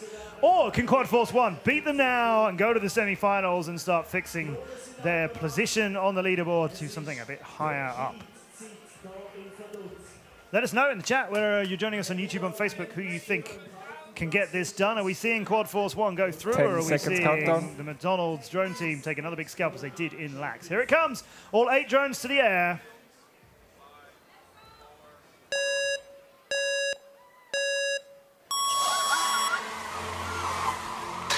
Ibanez hasn't taken off. Turner has lost video. Ibanez is still on the start blocks. So there's just 2 blue drones in this, but they belong to Campbell and Anderson. Up front, it's Isler and Lugenbull, and Campbell's a bit too far behind. It's green and green. It's a drone team belonging to McDonald's who've got an eye on that semi-final spot, and Campbell has crashed out of this as well. It's just Anderson flying now. He needs to get past both of them. He could do it. He's such a good pilot. But he is 2.5 seconds behind, which is asking a great deal. However, there's more collisions happening, more crashes happening. This race isn't over yet. Charles still in it. Isler's up front. Lugenbull's there in it as well. All of the Americans are down. Corey Ibanez's drone never left the start, as I said, so it's all over. Isler's home. Lugenbull almost, has he beat him to it? I'm not sure. Did he get him there? Did Isler lose that point to Lugenbull? It doesn't matter, because between them, they're first and second. They get 2 for the Greens. They get the semi-finals, although the protest flag is in the air. Still got them flying. Corey's drone doesn't want to go. But this is one of, that looks like a Seraphin Stroll's drone has moved up and made it 3. But that's a protest. That one's being handed in, definitely, by Preston. He is complaining about that big heat, so we can't be sure whether that stands, because we may get a rerun. Let's have a look. You see Corey's drone getting left behind by everybody else. Another crash. Someone hitting the DCL banner. Oh, yeah, that is spiraling out of here. Good night. Alex's view's not good. Alex. It's so unfortunate, you know. Quad Force 1 has just had technical issue after technical issue. Yeah. I was really hoping for them to get it all together. Isla was beaten by Lugenbull right at the end there. Brilliant by the young new pilot, Pascal. Well done. You can't believe it here. Isla celebrating. He's like, yeah, we've got through. As he may not realise he was beaten. Now, does it stand, though? Does it stand? So Preston has handed it in. And you mentioned technical issue. Let's address this a little bit. In Turin, they basically just couldn't fly. Nothing worked. They had so many problems there. Can Lucas Baumann on our stage shed any light on whether we get a rerun? We have a protest from pilot number 1 for video issues. The protest was unjustified, so no rerun. It's in the books. McDonald's drone team, the Swiss team, are in the semi-finals. Quad Force 1 are out. Massive result, this wildcard team, some of whom I say flew in lax, took out a big name then. Now they've taken out the big American team. Isla punching the air rather than a chair, as he's told me he's done a few times before when it was difficult for them in previous races. They're in the semi-finals. They take out Quad Force 1, 5 points to 2. That is terrible news for all the fans of Quad Force 1. I'd love you to stay with us, but I know many people who are watching are finding that hard to take. They were beaten well and truly 5-2 by the McDonald's drone team. And in Turin, it was a non-event. They got absolutely destroyed. 0-9 and 0-4 because we didn't fly the second big heat. Went out in the quarterfinals, just didn't really feature. Any drone that flew crashed very shortly afterwards. Very, very shortly in the first lap. Most of them didn't get off a block, or if they did, it was because they fell to the ground. Technical problems coming into that, late equipment issues, but they were full of spirit for this. Yeah. They were ready. They came in with a new canopy design, which was a bit bold, to be honest. There's been a lot of talk about that behind the scenes. But they came here with the components. I think Evan told me he got more sleep last night than the entire team did in Turin. Yeah. That's how late they were working through the night in Turin, and nothing flew. Here, came with components, came with drones that Corey was telling me he thought 10% faster than anybody else's. Yeah, His didn't I'm help. sad. To be honest, Matt, I'm just sad. Yeah. I was really hoping for them to get it all together, Yep. to get their electronics sorted out. Many people were. The other teams were even saying, we want you to fly. Right. It's important to all these guys that everyone competes. We'll see them back again tomorrow. Let's go to quarterfinal number 4. It's Apex Racing with Dane Grace. Oscar Nielsen's first race in the DCL. Timothy Trowbridge. And Eric Holden. They are Apex Racing. Their new technical director, Glenn Bales, is with us on stage. Welcome to the DCL, Glenn. What have you guys done differently since your amazing back-to-back wins in Turin? Thank you so much. So we haven't really done anything differently. We've just tried to come more prepared than we did before. We've done that by practicing more and fine-tuning our drones. And we've been working on increasing our extremely good team spirit. So we think this is a winning combo, and we're sticking with it. Good luck, Glenn. They do have an excellent team spirit. These guys celebrate absolutely everything, and you can see smiles on faces. Their opponents are from a bit further away. Dennis Hochman with Yannick Henschel. Karke Leung returns from the 2018 season, and Ronnie Chow completes the lineup for the China Dragons. On stage, Manuel Bouillard joins us to lead out his pilots. You have an interesting lineup, Manuel. 2 of them German, 2 of them Chinese. How do these guys train together? Well, we trained together over the DCL, the game simulator. And today, no, it was 2 days ago, we found a secret spot. And yeah, we just trained over the secret spot together a whole day, and it was also nice. So we're just ready for a race, just ready for get some nice heats. Yeah, we're all looking forward to it. Good luck, Manuel and the China Dragons. Ooh, a secret spot. A secret spot. I wonder what that means. That could be one of 4 countries not far from here, and we're in one of them, but it's very easy to find yourself in another. You'll see Alex later on in the show was exploring, and you'll find out quite how easy it is to get from one to another. Alex's team, though, they're not going to be racing anymore. Apex Racing can really now start to dominate. They are in second for this season. They've got an eye on the title. They beat X-Blades Racing in Lax twice, in Turin, in both finals. Both of our days racing in Italy had X-Blades and Apex in the final, and it was Apex who won both of those finals. Huge 500 points gain, moving them up the leaderboard into second. They're not too far behind X-Blades. Can we get Apex and X-Blades in the final again? It's looking very possible. They're both 10 seconds countdown. Going to be opposite in different semi-finals. If they both get there, X-Blades are in their one. Let's see what Apex can do with China Dragons. It all begins with Timothy Trowbridge and Kake Leung. Trowbridge with a slightly better start, 200ths per second, really nothing there, but a big crack into the McDonald's gate has slowed him down. He's still flying though, and Leung has moved away around the tree, some way ahead of him now. We're on board with Trowbridge as he has hit another obstacle on the way to Liechtenstein building, but that drone does not want to lay down. He's still in the air. Leung is still flying out as well. He's making his way towards the Breitling gate now, as you see there. Somehow Trowbridge is not that far behind him. He's had 2 big hits, and he is not out of this race by any means. He could take him right now through the McDonald's gate, and he has. He's passed him. But that looks like a bit of a mid-air, and we've still got them both flying. That's going to get looked at as to whether Leung made it, man, the Parliament building correctly. I think he's still in this fight. This is brilliant. These drones will not say die. High-time gate has both of them there. Leung's got the lead now. Trowbridge might take him on his turn. I think he does. It's going over the stage. It's going to come to the finish.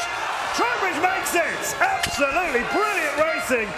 Leung pulled out of his dive for the finish. He guaranteed that he got in there, but the heat point slipped away as he did it. That was a terrific battle. And Leung is celebrating like he's won this. Now we have to see it. Did Timothy miss the crash gate, perhaps? He doesn't look like the winner here, does he? If anybody on that stage looks like they're celebrating, it's Leung. I'm sure Trowbridge was in. Okay, first off, let's look at some racing footage, because this was neck-on-neck stuff. This is where Trowbridge hit the McDonald's gate. As you said, Matt, the quad didn't want to let him down. I think he hit something else, but he was continuing to fly and push hard to catch up with Kake Leung. And yeah, this is where we get the finish.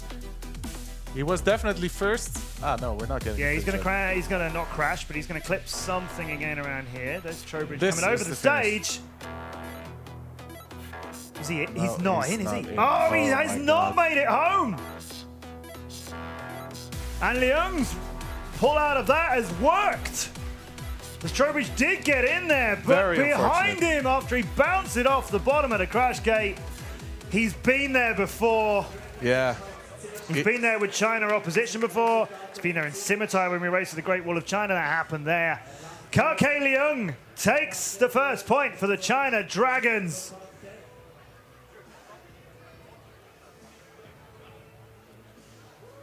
Worthy of celebration. What a brilliant heat all the way through.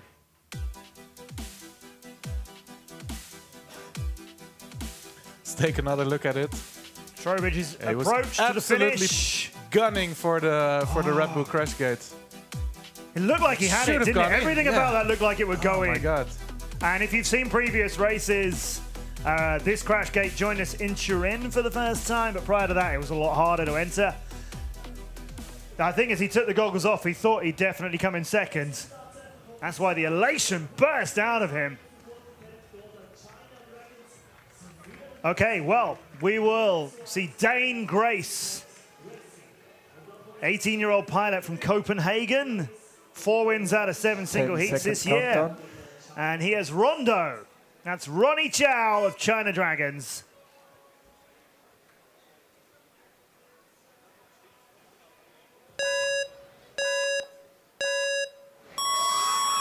And away we go. Win Chow race with us in lax. Oh no! He's hit the hurdle.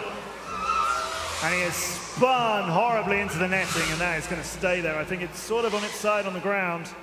He looks like he's given up on it. Grace has certainly been told it's done. Oh, that's a shame. So I was about to say, for Ronnie Chow, when he raced in lax, he was also managing the team that weekend. This time he hasn't got that extra pressure on his shoulders as Manuel is looking after them, who we spoke to just now. Chow's come a cropper on the hurdles. Those are tricky, Martijn. Why are we finding so many people crashing into them today?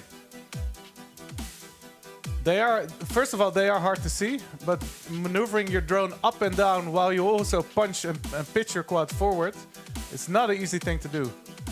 So this is where he should have got the altitude, but he was too late on the throttle.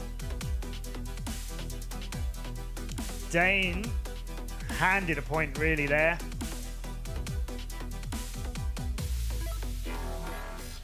So it goes to 1-1 between Apex and China Dragons.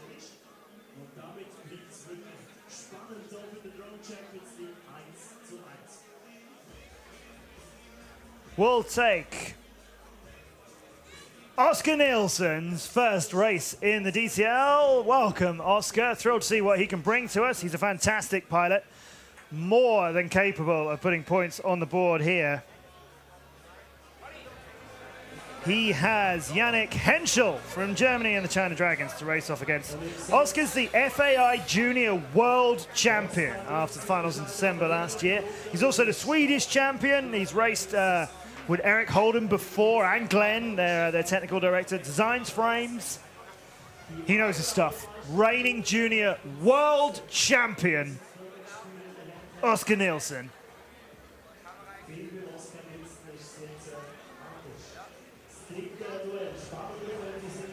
Yannick Henschen was ranked 3rd globally, MotoGP global qualifiers, best out of Germany. You might know him as Stickman. 10 seconds countdown. Nielsen and Henschel.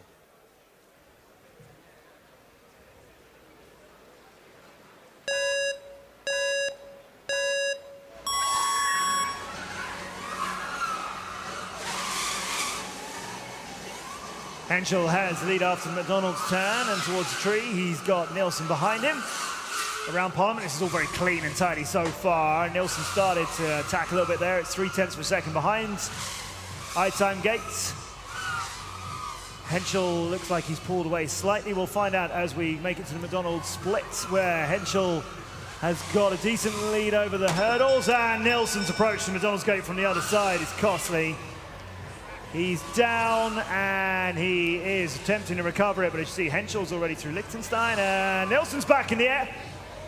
So as he makes his way towards Parliament building there, he is comfortably behind as he's got to go around the tree, and you can see how slowly he is doing that now. We're going to get Henschel bringing this home and getting a second point for China Dragons. There it goes. He knew he had time to make it safe. Nielsen's drone is flying gently around the Vaduz night sky as fist bumps on stage. We've got Nielsen still in the air. There as he is with his goggles on as he brings this calmly around. Why is he flying quite so slowly, Martijn? Because his camera is tilted back. I can see on the FPV feed. The crash bent his camera back, so he cannot really see a lot more if he pitches the quad forward. So our pilots choose a camera angle, which means that when they are attacking it, their drone is obviously pitched a long way forward. Exactly. So if you had your camera facing what you would think of as forward, you would look down at the ground. Yeah, exactly. Here's some of that excellent race before, on the second lap, we come back to McDonald's gates. They dive beautifully down from under, over the stage, other than one hurdle. Over that hurdle, which has been trouble for people, but that's where it's bent the camera. Yeah, because Oscar Nielsen was already so close. He was already behind. He was pushing it a lot, and he took a lot of risk. As we could see earlier there, going over the stage, he was barely high enough to make it over. And as you can see, his camera is much more forward. Yeah, in the very next corner, the McDonald's gate, he wound up clipping it. It is just so hard to catch up on a pilot who is absolutely gunning it and making no mistakes. Well, the next single heat has a real tasty prospect in it, because we're going to get Eric Holden who has been having an incredible season. He's got 4 wins out of 5. And he's got one of the best lap times from practice that we've seen here. Opposite him, Dennis Hochman, who would like to be called Dennis Hochman now. When I call him Hochman, he tells me it's Hochman. When I call him Hochman, it's Hochman. All right, Dennis, show me what you've got. He's got Eric Holden in front of him. And he's clipped Holden. It sounded like he clipped the underside of him as they were coming through the McDonald's on the same side. Hochman's down on the ground. Holden is going to make this 2-all with Apex. As Hochman is now back in the sky. And Holden is in trouble. He got lost there. Hochman's down and out. He did recover it, but it's gone. And over the stage, Holden is going to bring that in. Yeah, he's going to close that out after just 1 lap, which he can do because he's been told he can close it. So it's 2-all in heat points.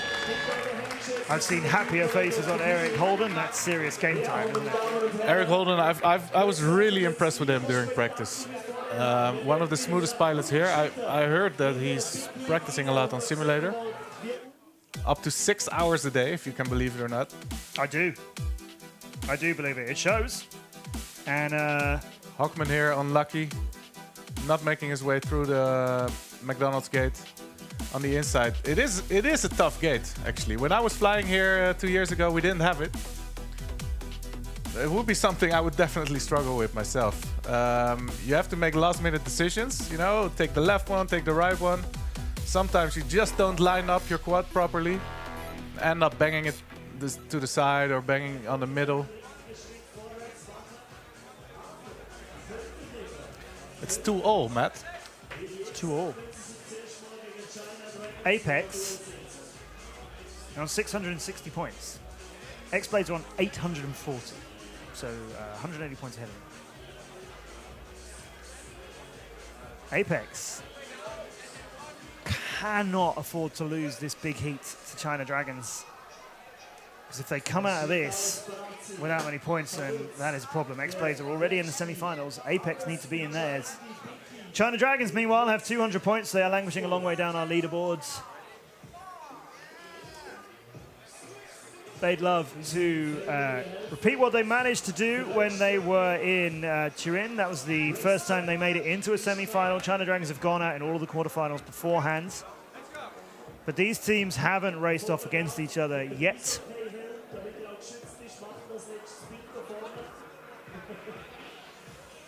So we'll go big heat time. We'll go all 8 drones in it. As you can see, Apex Racing have 10 finisher points. China Dragons have 8, but that isn't going to matter here. It's going to be winner takes all on heat points. Whichever drone goes into Red Bull Crash Gate first will take their team to the semi-finals.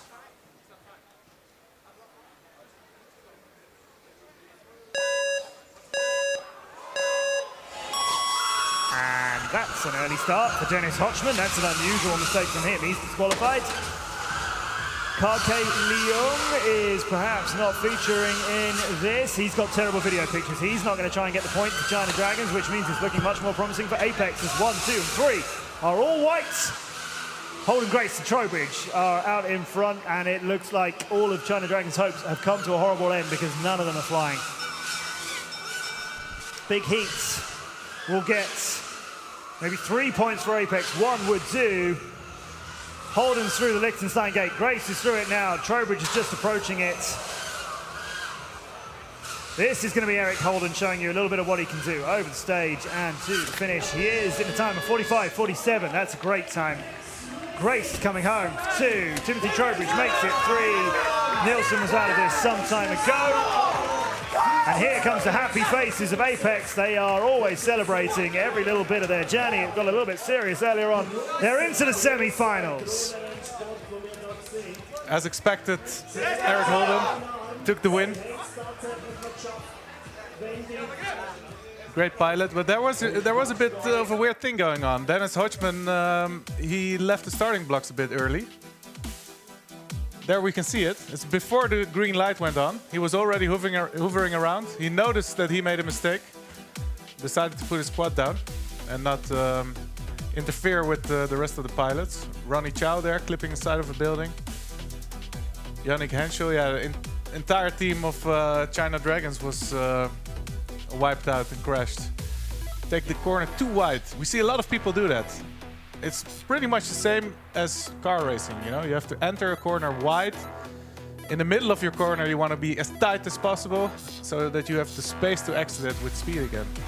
What we see is that a lot of people start their corner on the beginning, close to the building. Because that gap between those two buildings right before the Liechtenstein gate is so tight, they end up clipping the side of the museum. Apex 5 points, China Dragons 2 points.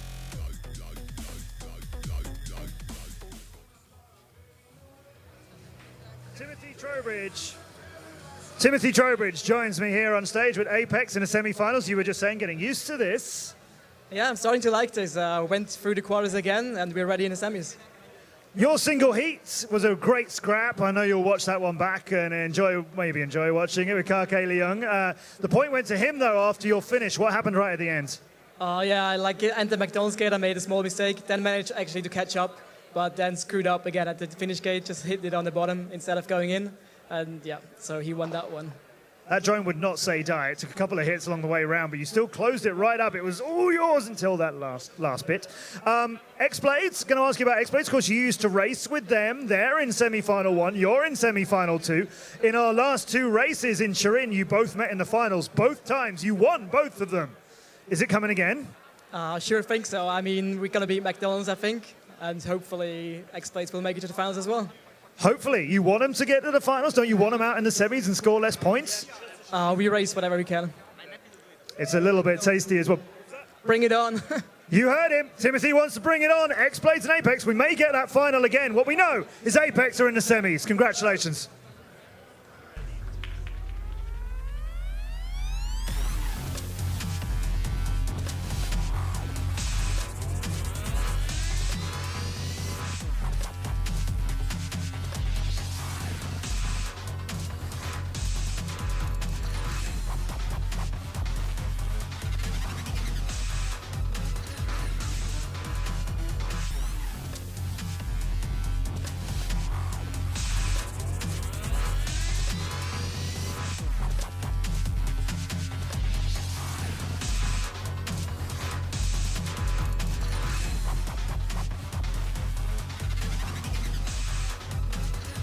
Well, bring it on, hey? He's enjoying this season, yeah. Timothy. And of course, you know, there's a little bit of spice. A little bit of spice when you're racing off against your old team. And Timothy helped X-Blades win the World Championship in 2018. Now he would like to stop him winning it again. And maybe that's what we're going to get. Maybe we're going to get that final. Yep, Exciting but do you stuff. know what this means? Oh, well, tell me. Well, in the beginning of this show, you mentioned that X-Blades could win the entire season. Yes. But that would also include that Apex couldn't make it to That's the semis. right. Yeah, X-Blades needed to win today and tomorrow, and they needed Apex to score nothing, and Veloce to score nothing for it to mathematically be possible. You're quite right, Martijn. That's not happening. It's not happening because Apex are guaranteed at least 4th place now, at least 150 points out of this, but they would like a lot more. That's your semi-finals to look forward to then later on this evening in just a little while. X-Blades Racing will race up against Drone Sports. That's going to be a brilliant scrap between those two teams. And then Apex Racing would love to beat the McDonald's wildcard team. Why? Because the McDonald's drone team beat them in lax when in the first matchup of the season between them. So let's look forward to all of those. But before we get there, we'll just give our pilots a little break. We're the Drone Champions League. Don't go anywhere. Thrilling semi-finals are coming. But let's show you a bit more around Liechtenstein with Chief.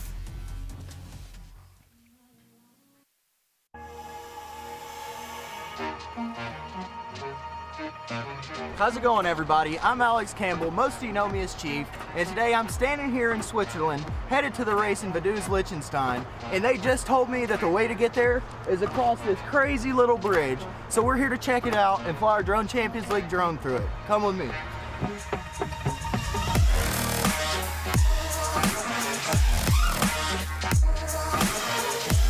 We're here at the Switzerland-Liechtenstein border, 1 foot away from crossing the border. On our way we go.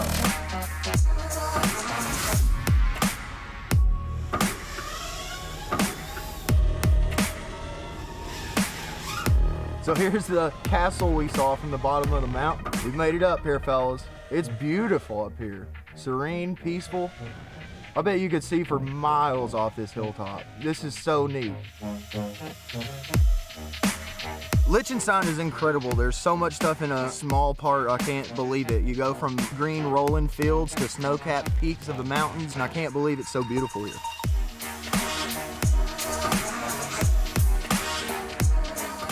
I'm enjoying my time in Liechtenstein. This place is gorgeous. I'm enjoying all the views, but we have drone racing to do. I gotta go.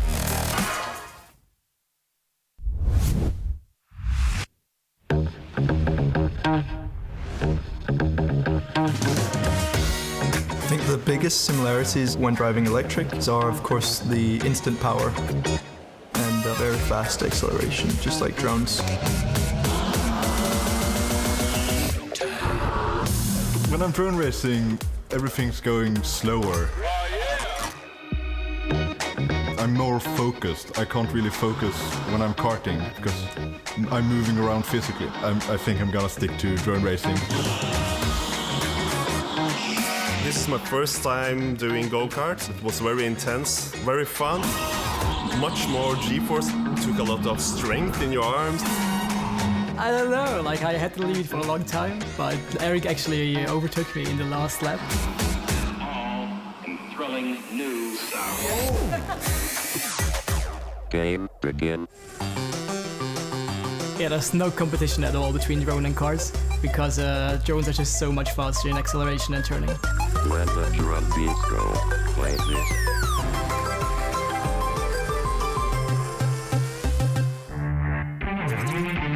This is my first time in DCL and I'm really excited to be racing for Apex. It's very competitive because when we are practicing, if I'm flying good, I'm kind of happy. I'm telling everyone that I'm happy, and if I'm doing bad, I'm a little bit grumpy, but I also try to support each other. Yeah, I think in the end everyone needs to be competitive, because in the end you will learn from your teammates. So your teammates are the ones who push you to the next level. Winning in Torino was definitely a confidence boost. Yeah, we're well prepared and we have a great team spirit. If everything goes our way, I think we can definitely pull off a win again.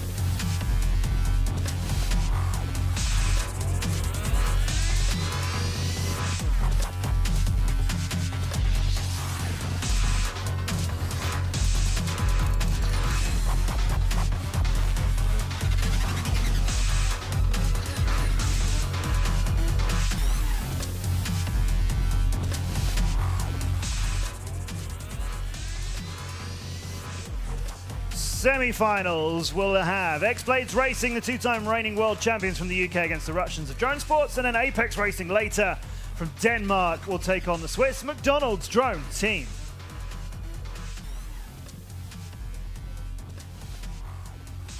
And as you see, our pilots are coming onto the stage live to you here in Vaduz for semi-final number 1.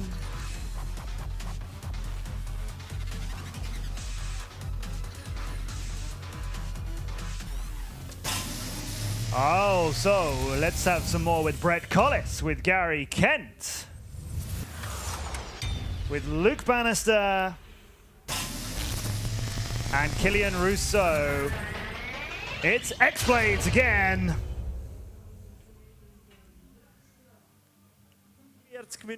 And on our stage, as a Drone Sports drone is flickering on its starting block and lighting things up in red, I think Richard will join us from stage again. Richard, you and X-Blades through to a semi-final. You were full of praise for the Koreans, who you had to race against quarter-finals. You guys are up against the Russians now, and they're a challenge as well. Yeah, no, definitely. Every team's a challenge here in DCL. I think we're you know, that was an amazing race against Veloce, and I'm really, really proud of the guys. It's a huge amount of pressure up on the stage, and you know, they really kept their calm and performed just fantastically. And now, yeah, now they've got to do it all again. Yep, we will look forward to seeing some more brilliant scraps. X-Blades Racing have got the Russians of Drone Sports. Thomas Petersons, Konstantin Kosolopov, Platon Maximov, and Pavel Leshak. They are Drone Sports. 2 Russian pilots, one from Latvia, one from Poland. And a team ranging from 15 to 33 years old. Good experience, and the only team who have had the same pilots in every race this season. All those 4. Maximov, Kosolopov, Petersons, and Leshak. Now they've got to race off against X-Blades, and that is not easy, of course. 10 seconds countdown. We'll start with Gary Kent and Platon Maximov.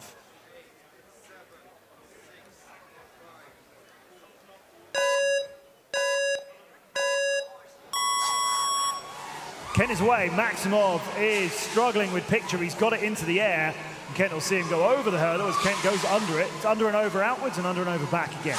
Kent making his way to the Liechtenstein gate with a big lead over Platon Maximov, who's not even made it around the Parliament building yet. He is massively behind. He is very slow. This will be a finisher point for Maximov if he can complete it, because it doesn't look possible he's going to get a heat point. He's 10 seconds behind. Kent on his second lap through McDonald's, a little bit left and right twitch going on there, but he's got this race. Maximov still hasn't completed lap number 1. Kent, on the other hand, is not hanging around. Crashed earlier on in the quarterfinals, so he's getting some good stick time here, and he wants to show and practice some lines on this course as he's put another 5 seconds between himself and Maximov, and he'll go into the crash gates. Maximov is about halfway around lap number 2. Here he is. This is what he's been flying with. That's a good version of what he's been flying with. He's had a lot of interference, a lot of flicker, as you can see there. And Martijn, would you say his camera's pitched awkwardly as well? Because it looks quite slow. It seems like it's broken, but it could also be that the LED, I think it's the LED lights, so the red of the lights shining into his camera lens. And that's what's making the camera act a little bit weird. That seems strange that he wouldn't have noticed that earlier. That start is weird as well. Yeah, he was waiting. He was waiting for his camera picture to get a little bit better, which didn't really happen, to be honest. No. No, that's a problem. Gary Kent doing some pirouettes before entering the crash gate. I'm hoping Maximov is a better drone for the big heat, because if they've got that issue on all the ones he's built, then that is going to hold him back. So X-Blades go 1 up here, and when these 2 teams have met twice already this season, it has always been 6-1 to X-Blades. They got 3 wins in the single heats and first, second, and third in both of the big heats, which is how they made it 6. So X-Blades have beat out Drone Sports twice. We're going to see what Killian Rousseau can do and he has Konstantin Kosolopov to race against.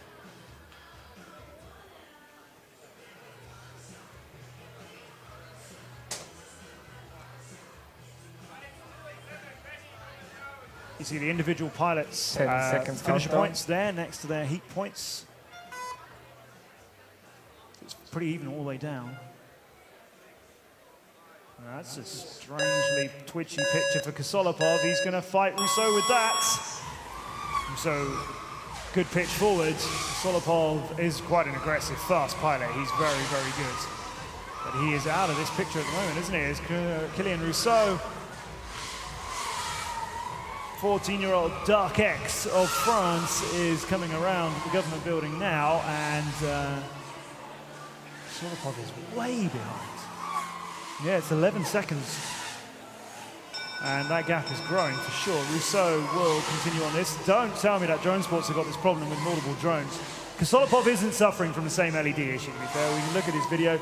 I think it won't be long before Rousseau completes this and takes second heat point, and then maybe we'll go on board with Kosolopov and show you what he's flying with. It's not the same problem as Maximov had in single heat number 1. There's the win for Kylian Rousseau. Pretty good time, 48.28. Kosolopov's looking like this. It is a bit redder now. It wasn't like that just now, but the red is creeping in. Kosolopov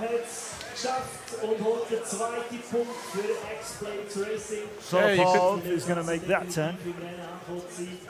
You could say that the feed doesn't look too good, but actually this is perfectly flyable. They have, yeah, it is. They have the red of the LEDs shining into the lens, which they could cover up. You know, you could put some tape underneath your lens to work that out. Here we have Kylian on board with Kylian Rousseau. This kid is amazing, amazing pilot. He's new to the X-Blades team since this season, but he's very well known in the FPV racing community. Very smooth lines here, all in all. Perfect split S there. And happy. Well-deserved victory. So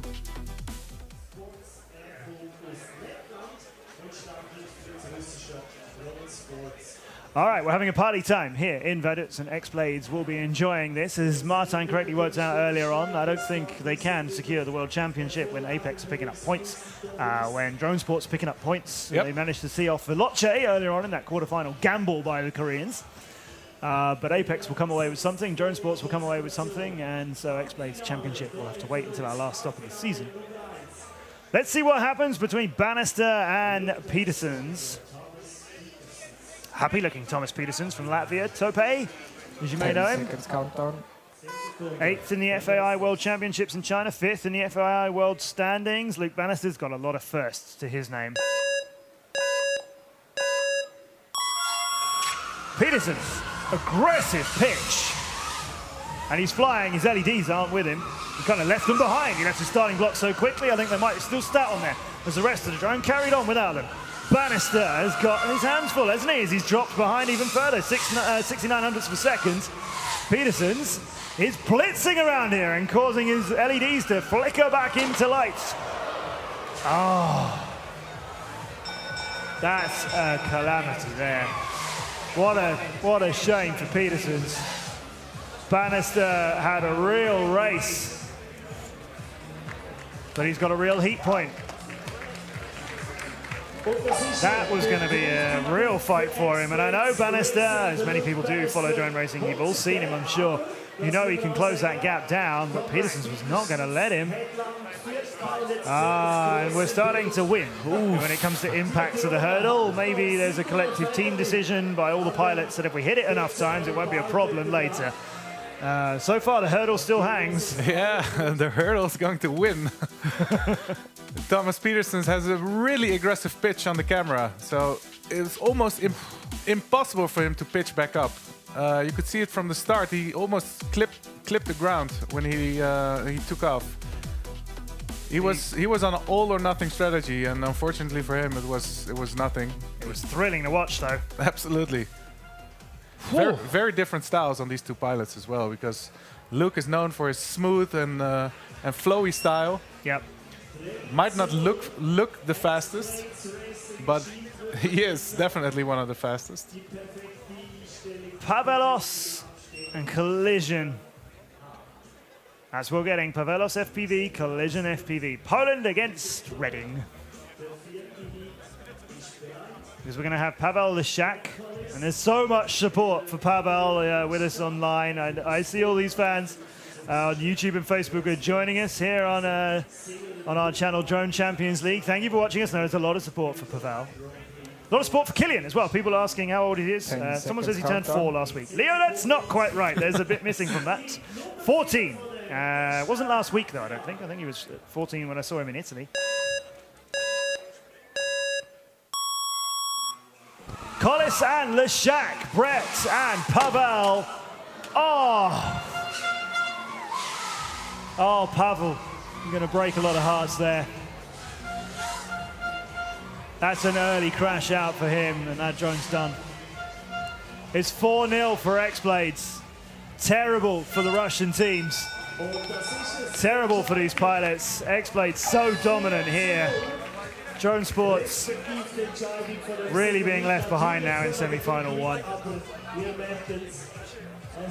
It's a happy Pavel.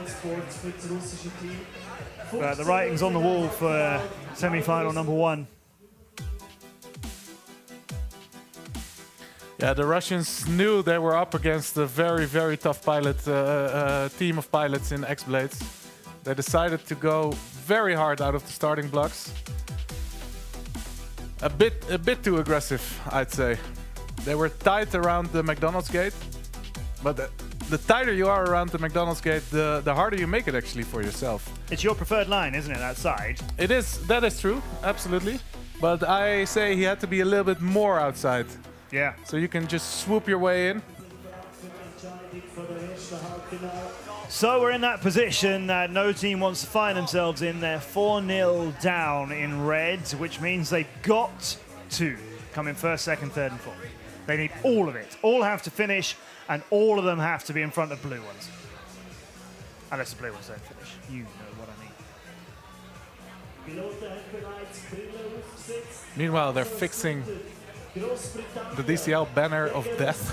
Yes, we may have it's to that call second it. hurdle, the one closest to the McDonald's gate. The one under is fine, but the rise over the second one is been really difficult. And not even on the second lap, when you've got that speed from coming over the stage and you've gone into a dive before it.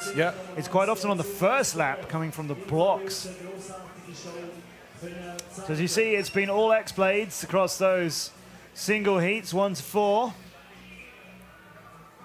The finisher points are not going to matter in terms of deciding this. But if you don't know quite how the DCL works in this position, the 2 teams who lose the semi-finals, obviously they will be 3rd and 4th, but it is the team with the most finisher points of them who is 3rd. So currently Drone Sports have 14 finisher points, as you see at the bottom of the screen. Whoever loses semi-final 2, it's the finisher points that'll be compared. The team who comes 3rd gets 200 points for the season. The team who comes 4th gets 150. 10 seconds countdown. It's possible Drone Sports will play this safe to bank finisher points because they don't think they're going to come first, so they'll try and keep 3rd instead of 4th. Or maybe they would just like to beat him out. It's a slow start. Platon Maximov has gone straight up off the blocks. He was slow exiting, and he's really not going to feature, but he is flying up front. Blue, and looks like Thomas Petersons thinks, actually, I'm not playing this safe for finisher points. I'd like to beat you. So we're going to see Petersons against Bannister, Russo, and Collis. It's all them up the front, and there are 2 finisher points not going red. As Leszak and Maximov are down. Kosolopov is still flying. Bannister's up front. He's scrapping it out with Petersons. This is single heat 3 all over again. We knew that was going to be good. You could see how tight it was until Petersons crashed. Bannister's home. Collis 2, Kent 3. Petersons does make it there.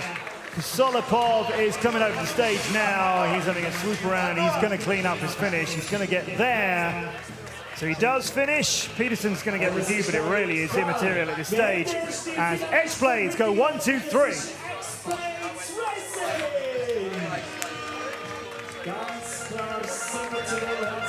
Congratulations to X-Blades.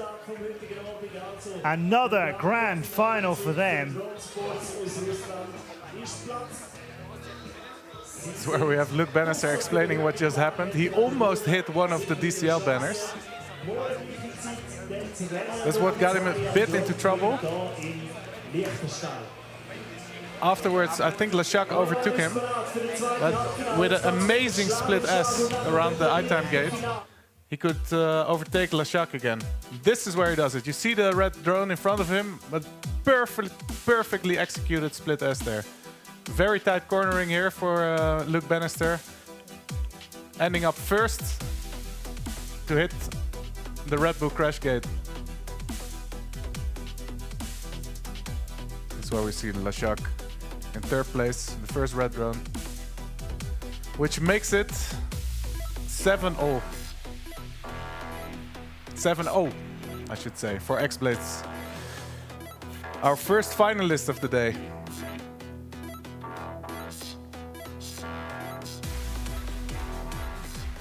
Luke Bannister and another grand final at X-Blades. I think that's 4 grand finals out of 5 races this season. Really exciting single heat for you. You had your hands full with a Russian drone in front. You gave it everything. I know you're really fast. What happened mid-single heat for you? Well, in the single heat, I started a little bit slow. It was a terrible start. So I lost a lot of time at the beginning, and I was sort of catching up, made a mistake, and then he crashed in the end. So I just cruised into the finish gate. Big heat went much better for you, and now your team go to the grand finals. You're going to get the McDonald's drone team or Apex. I'm guessing you'd love to get some revenge over Apex after Turin. I don't mind who we race as long as there's a good race. It's going to be exciting either way. For sure. It's going to be a crazy race for sure. All right, we get them. X-Blades back in another grand final. Congratulations, Luke.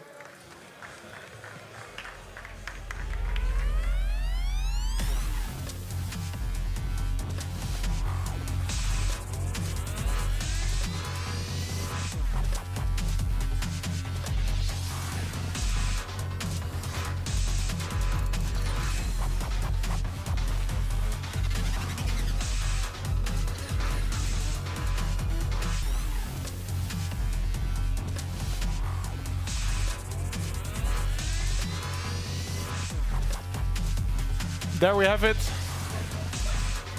The semi-finals. So X-Blades beat the Russian team of Drone Sports quite significantly. And next up is our next semi-final. Well, Matt joins me again from the stage.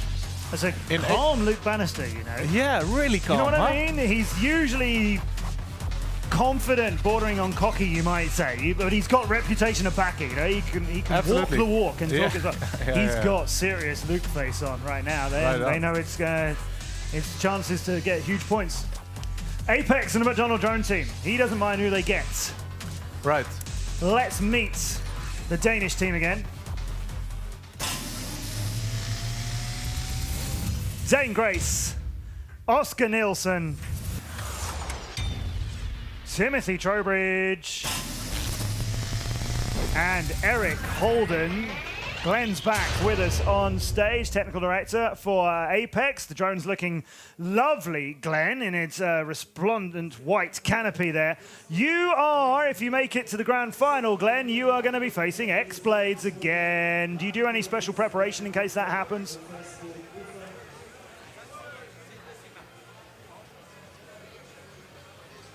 Any special preparations made as a team in advance in case you meet X-Blades in the final yet again? Yeah, no, so we are just going to do our best, fly our best, and we're preparing back in the tent so we can do a quick swap, and hopefully that will be it for us to win. Okay, well, we will find out. Good luck, Apex. They have the wildcard team to contend with. McDonald's drone team are in the semi-finals.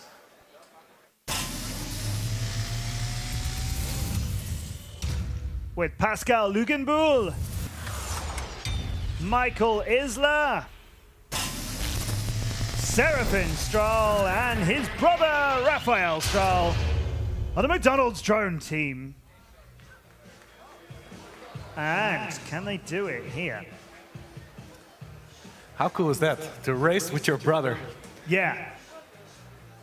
pretty well, awesome. I asked Raphael earlier on, when we did this in Lax and we had the McDonald's Challenge, you were both in it. Raphael got through to the top 4 in race, and Serafin ended up looking after the team. I think he was 5th, so we just missed out. Here they're racing together, and I asked Raphael, which is better? Getting in the team and your brother not getting in to show him you're better, or racing with him and showing him you're better? Which do you want to do? And he struggled to pick.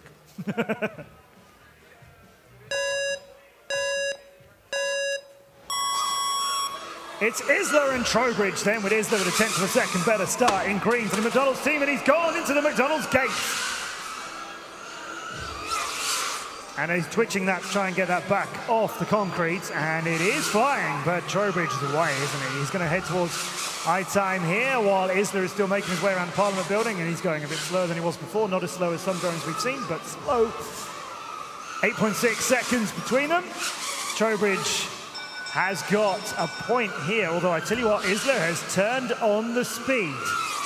Now Trowbridge is some way ahead, but Isler is back into full race mode. And as he goes around the tree, he may have seen a white drone going the other way, and that'll give him a little bit loose heart, I think, because he'll realise Trowbridge is some way up. It's 8.6 between them. Trowbridge has got time to make a beautiful, clean finish. He could have looped around and spiraled it and made sure he nailed it, but he got it beautifully right in the middle. Here comes Isler. He's going to take a look at it and comes home. Trowbridge not making any mistakes on the entry there, and Isler 1.65 behind him. And look at the chat between them on stage. They know each other so well, of course, Isler and Trowbridge. Nice acknowledgement from the furthest points of the stage across it from between these brilliant competitors. Yeah, these two guys are great friends. On the first straight, this is where we have Michael Isler again struggling with the McDonald's gate. He decides to take another interesting line, go straight over it. And we have Timothy Trowbridge confidently aiming for the center of the Red Bull Crash Gate. Well done by Timothy. Yeah, you heard him in an interview earlier on saying just mucked it up at the end. Otherwise, that point was going to be there. As Karke Leung took it for China Dragons, but otherwise it was in Timothy's hands. Of course. Great race. It wasn't his by a long way. Yeah, no, he took some more time this time to make sure his squad was in. So we'll go with Dane Grace and Serafin Strahl, who crashed in his single heat of the quarterfinals.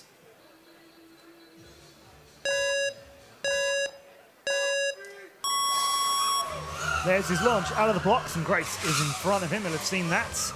Better approach for the McDonald's, and then actually a slow exit on it, but Strahl's still flying, and he's 1.1 behind. Grace round Parliament. There's the night sky of Liechtenstein, the beautiful crown up by the castle where the king lives. I believe we have the Prince joining us for the racing as well. Good evening to you, Your Majesty. I hope you're enjoying the action from the world's best drone racing pilots. Grace onto lap number 2. That's a nice route through the McDonald's. That's clean overhead and clean back again. Strahl is still making his way towards the McDonald's gate. He is not through it as he's come down just before he went over the top of it and has crashed on the far side. Grace has all the rest of this to himself, and it's a nice, clean run. I think we're going to see a big, happy Dane Grace face in a moment. There's the finish. Come on, guys. You heard, you might have heard in the interview earlier on, Glenn talking about how they've been working on their team spirit. They already had bags of it. This is a really happy team, and that was before they won back-to-back in Turin. So they're full of confidence. Here's Serafin's second lap, I think, when he's all on his own. Yeah, a lot of corrections left and right. And he ended up on the low part of the McDonald's gate. It is difficult. These guys, there's a difference between these two teams because McDonald's team is flying with a 4S battery. So especially in the second lap, you really notice that. The battery voltage will be lower, so you need to throttle up more aggressively to catch your quad coming down out of this split S corner. That's what went wrong. Pascal Luginbull in now his second heat of a DCL. Pascal Luginbull is in for his next single heat. And Oscar Nielsen back in for his. Both of these pilots new to the DCL today. Oscar, as I mentioned, the reigning FAI Junior World Champion. 10 seconds countdown. You hear them being egged on stage.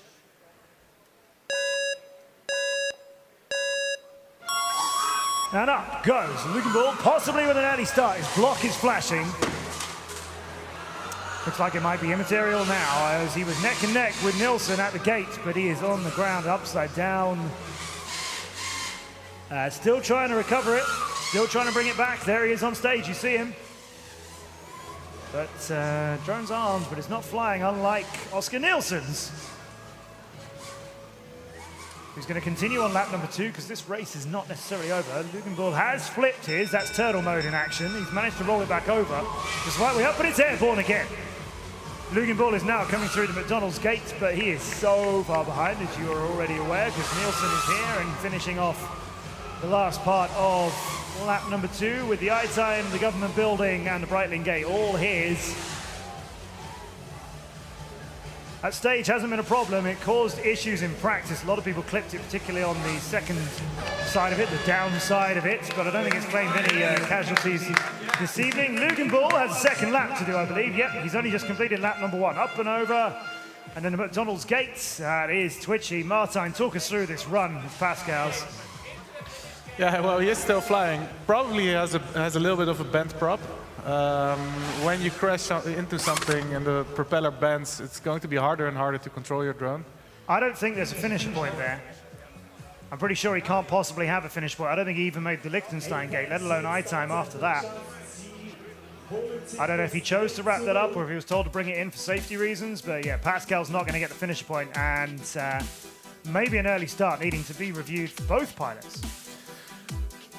I have to say there is a lot of pressure on these wildcard pilots. You know, they have to fight against very experienced professional pilots. Some idols as well, I think, for some of these pilots, seeing these guys. The DCL is so highly respected. And considering that these drones are controlled only by 2 very small sticks on the controller, if the nerves really get to you, you see that twitching, you know, what you just saw in the live feed. And the twitching is the steering left and right and making corrections, maybe even over corrections, which costs you time, but also precision. Apex 3-0 up. 10 seconds countdown. I know they're very active in chat, their whole team always egging them on. These guys were telling me they were driving, Glenn and the others were driving back from a race, watching our Turin races. Pulling over, obviously. Oh no, that's a terrible result for Eric Holden. One of the best pilots we've got here, but being one of the best pilots we've got here, he's recovered it. So, Raphael Stral's got a head start of 2.16 seconds, and Eric Holden is going to try and close that down. As you see, one comes from Liechtenstein, and the other one heads towards it. Holden recovered that drone after the crash out of the blocks, and he's flying. We're going to have a scrap here. Let's see what he can do. You can see that gap is starting to close already. Over the stage, 1 down, 1 up. Strahl coming towards it. Holden's pulled it already. He's taking him into McDonald's gate. 500ths of a second between them. Strahl is back in the lead. Holden's done absolute miracle work to close it. He knew he would not say die. And around the Parliament building, they both go, one much wider than the other, and the wider one's got the speed. It's Holden in wide now. Strahl behind him, slipping away. Holden's got to make this finish, and he does. Or does he? Strahl's in.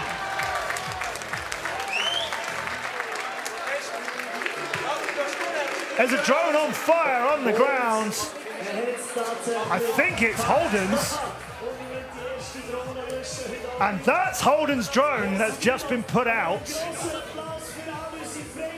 Incredible work, and I've got to tell you, if you want to talk about speed, our runners have got plenty of it because they got there fast.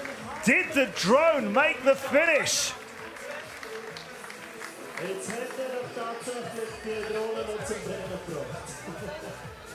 We're going to bring you some replays of this. This is what happened at the start. He clipped the traffic light. Eric Holden clipped the traffic light. And you know what? That light tends to win. It's got a hole in it, I tell you. There's Holden's recovery. Beautiful recovery, but his image was shaking after that. Definitely some propellers that weren't liking it. Here taking all the risk after overtaking... He's not home, is he? Look at those sparks flying. It looked like he went in. Ah, he knew it. Yeah, he knew it. And that caused his drone to burst into flames. You saw the sparks flying, It was a couple of sparks, man. It was an inferno, Martin. Somewhere between your sparks and my inferno. The truth lies. Eric. What a thrilling race, though. Wow. What a fight back. All the way to the end. Yeah, that was impressive. He knew he couldn't hang around on the entry to the gate, and he gave that everything. But that was like Trowbridge in quarterfinals, just lost it at the death of it, which gives a point to Raphael and the Greens. Here it is again, and fire! No, it's LEDs turning back on. no, it's fire. Look, there it is, an inferno erupting. It's more than 2 sparks, Martin. Yeah, you're right. I was right. Yeah, the truth lies in the middle. Inferno may be exaggerated. What do we got now then? So Apex 3-1 up over the McDonald's drone team. So the McDonald's drone team, the green drones have to come in first and second. And you can look at the finisher points on the sidebar there to see that by doing that, they'll still be behind Apex on finisher points. So that means the McDonald's drone team really do need to come first, second, and third. They need the 3. The 2 white drones have gone a long way ahead, and all 4 of them are in front of all of the greens. So this is the exact opposite of what McDonald's drone team need to do. They need to attack, and they need to move up. It's 1, 2, 3 now. The white ones, as Trowbridge has gone a long way behind. So Strahl and Isler are up in the middle. Lugenbuhl and the other Strahl is down. So 3 green drones, but they've got Grace, Holden, and Nielsen to pass. Good luck to any team with that space. We're on to the second lap of 2. There is not much time to get this done. Grace has got Liechtenstein Gate comfortably ahead of him. Strahl is Seraphin Strahl. That one is upside down in the netting, looking down on our audience. Dane Grace is out front. Isler and Strahl have passed. They've got past Nielsen because he's crashed. But Dane Grace secures the grand final spot for Apex, as Isler is only just making it over the stage now. And here comes Timothy Trowbridge to maybe take third from him. It's immaterial for Michael Isler and Raphael Strahl. Dane Grace already beat them. He gave a good fight back moving up through the field, but Dane Grace has led his team to the finals. Congratulations to Apex Racing. And a little bit of chat going on between Apex and Lucas Baumann on stage.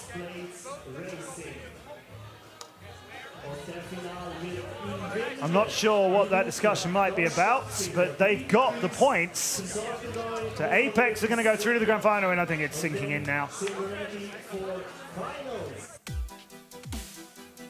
Here's Eric. And there goes Eric. That's him in the big heat. That spot's tricky around the ensign gate. Oscar Nielsen's nice little routes through the McDonald's gate, which we've seen be difficult for so many people, and it wasn't a hurdle, I don't think that took him. What is difficult on this track is that there's netting around it. A lot of netting, I have to say. We have to make sure safety first, you know, always safety first. But when we race by night, those nets turn into invisible cloaks around the track, so you can't see them. It's very important to stick to your racing line, and if you divert from that, chances are quite high that you hit a net, and a net means race over. Yeah. Apex 4-1 sees them through to the grand finals. We are going to get them against X-Blades again. I'm just going to show you this. That is Thomas Peterson's drone from the Red Drone Sports team of Russia. It was and this drone. It doesn't matter which bit I hold, because another bit just falls as I do so. You saw it crash earlier on. That is what is left of Thomas Peterson's drone. Thank you, Thomas, for letting us show. What do you reckon? Fixable? I think so, yeah. This motor's good as well, I think. Yeah, the motor's right. Yeah. Carbon fiber hanging off. It looks worse than it is, maybe. Let's hope so. It looks worse than it is. Spoken like a true drone racer. Exactly. Thank you, Thomas. The Russians are out, as you know. It's going to be Great Britain against Denmark in the grand finals. It's Apex and X-Blades again, as you see here on our bracket. In our 2 races in Turin that we did in Italy in July, it was X-Blades and Apex in both of the grand finals, and it was Apex who won both of them. X-Blades need to stop them here. Apex would love to show them what they can do again. The points difference between these 2 teams is actually going to be quite small coming out of this weekend, because it's 250 to the winner, 220 to the second. One of them's going to get 30 points more than the other. Who's it going to be? That we will find out later on, but while we have this great party here in Vaduz, let's show you something that X-Blades got last year. After winning out our season, they got to take flight with the Breitling Jet team.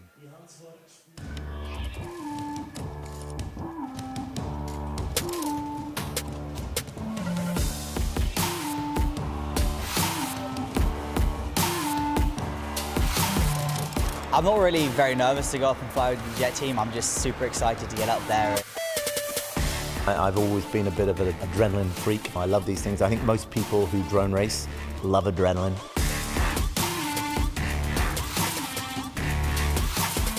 I might be a little bit more nervous once I get into the cockpit, but for the moment I'm just excited to be doing the experience.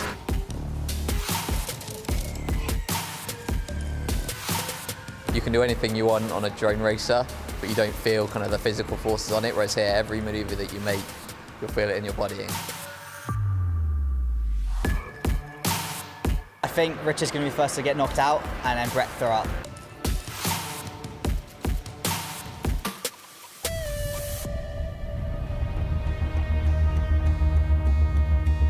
Racing drones pull way more G's the way they turn and twist. In fact, a human body can't take. I think that's pretty exciting to think of it that way.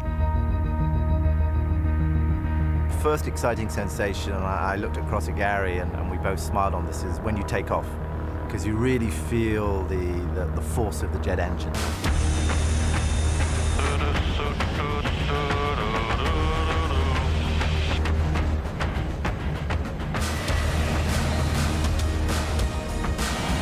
My favourite part of the experience was when we were banked over on 90 degrees and you can see the aircraft underneath you, and then you see the ground beneath them, and it's just such an incredible experience. It's just so beautiful up there to start with. I mean, the view's spectacular, and these guys fly really, really close. You're close enough that you can see the other person in the other plane's face and kind of what they're doing. It's just the most impressive part.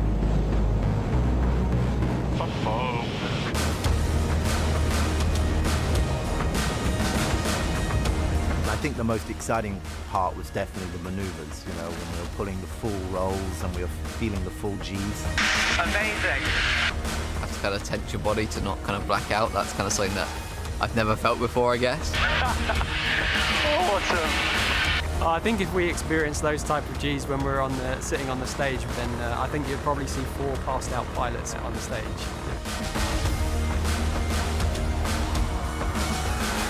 We were close to a flock of birds. Maybe the flock of birds would have hit the engine and, you know, you had to pull the ejector seat. At that moment, you're just trying to remember the procedure of what you have to go through to pull the ejector seat, and then, you know, you're up in the air. So obviously, the physical risk to yourself is very different to drone racing, because you know that if things go wrong, you know, you could lose your life.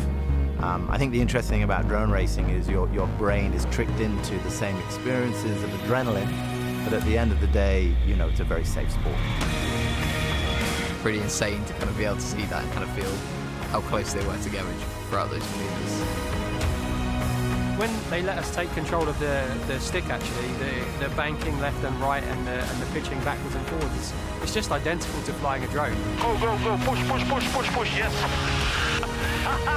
Good. Oh, man. It's great when you take control of the plane, you're actually allowed to fly the jet for a bit, and, you know, it gives you the bug. I want to go and get my license out.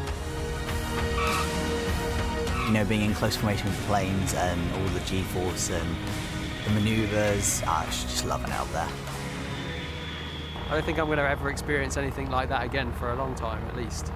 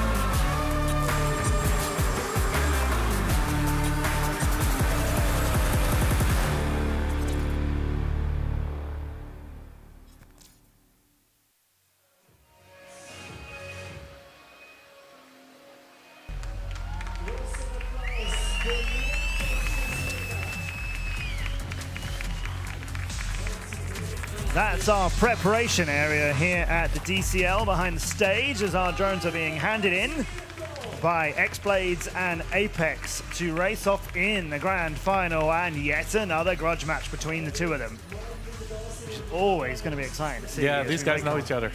They know each other. And there's that history. Timothy raced with X-Blades last year, helped them win that World Championship for a second time. Now he's not flying with them. Now he's flying against them. So the finals will be with us very soon. It's been a brilliant day's racing, and we're going to do all this again tomorrow. We always do 2 races in all of our locations. So tomorrow we will race again here in Vaduz. It'll be a little bit earlier. It'll be live to you from 7 o'clock Central European time tomorrow. 7 p.m. is when we're going to be live. It was 8:15 tonight, so an hour and a quarter earlier. Tomorrow here is a look right now at the pilots of Apex getting ready for that grand final. Of course, they've raced in semi-final 2. X-Blades, on the other hand, I understand, Martin, you just went and checked in there, pretty much chilling out right now, ready for the final, whereas Apex have got some work to do. Exactly, yeah, so this is really a boiler room. They have to get their quads ready in no time for finals. That means changing props, maybe charge up some batteries, change anything that's broken. I can see someone screwing on a new VTX antenna, that's a video transmitter antenna. Here we see Timothy Trowbridge putting on a new battery. They fly with 6-cell batteries. There's a couple of drones hanging up, but obviously they all need 2. One for the single heat and one for the big heat, and then ideally some spares to come through preparation area to stage as well in case they can't fly with something.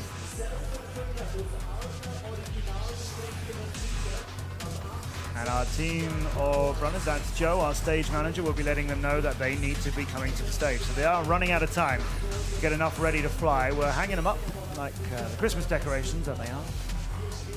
It is beautiful before a race, seeing all of our teams in their pit area with all of their drones hanging up. They all do this, hanging them all on the ceiling like that. And it looks great when they're all ready to fly. That is somewhat proud Russian holding up what's left of some Russian drones. Taking some pictures. Yeah, it wasn't just Thomas Peterson's, but I have it on very good authority by Armin, who looks after all of our teams so well here at DCL. And I trust anything the man tells me. Really? Yes, I do. I'll be careful. I probably shouldn't have told him that. But anyway. I have it on good authority from Armin that red drone I showed you, Thomas Peterson's drone that was all wrecked that we had just now, that is the biggest crash, the most smashed up a drone has ever been in DCL. That's now our wreck winner. Here are Apex coming to the stage. It's live to you from our pit lane. If you come to any of our events around the world, you can get to the pit area. As you see, it's right there on the left. You can't go in the hangars, of course, but you can get right up close, talk to the pilots. Yep. This is them right now. You see X-Blades. They've just walked between X-Blades as X-Blades drones are on the table, on the left, ready to go. We'll follow Apex, I think, into our preparation area. You've never had a chance to see this before, but we want to be very clear about how this all works and give you more access to the pilots and how the life is. Getting ready between semi-finals and finals. So this is them coming to do it now. So what happens here is that all the pilots are handed out SD cards. They have to put SD cards in the power. Yeah, the SD cards to record the footage, which we use, of course, for our TV all over the world. Right on. Yeah, and also they have to record the amount of power that the quads draw. They put 2 quads on, one for the single heat and one for the big heat. I always had my preference, you know. So I put one quad that I thought, okay, this is the one where I'm going to that feels really nice. So we always were a little bit picky on which quad to place first. Might be a little bit of sort of good luck and superstition and things like that. Yeah, that makes sense. Like wearing your lucky socks and those kind of things. Exactly. Here's X-Blades just looking ready to go. Brett's just, I don't know, tweeting, calling a girl, I don't know. Killian looking relaxed with Mr. Killian. Mr. Jerome there, his dad. Actually, yeah, this is why it's also beneficial to be first in qualifications. Because you end up in the top of the bracket. So that means you fly the first semi-final, you have much more time to prepare your drones. So that means less stress, more focus on the race. What do you, he's looking. There's your shout out. I know you wanted it. Well, you can't get a better shout out than that, can you, Drone Meme League? Oh, I've just given you one. They're looking so relaxed. It's interesting because the team in white have beaten them twice.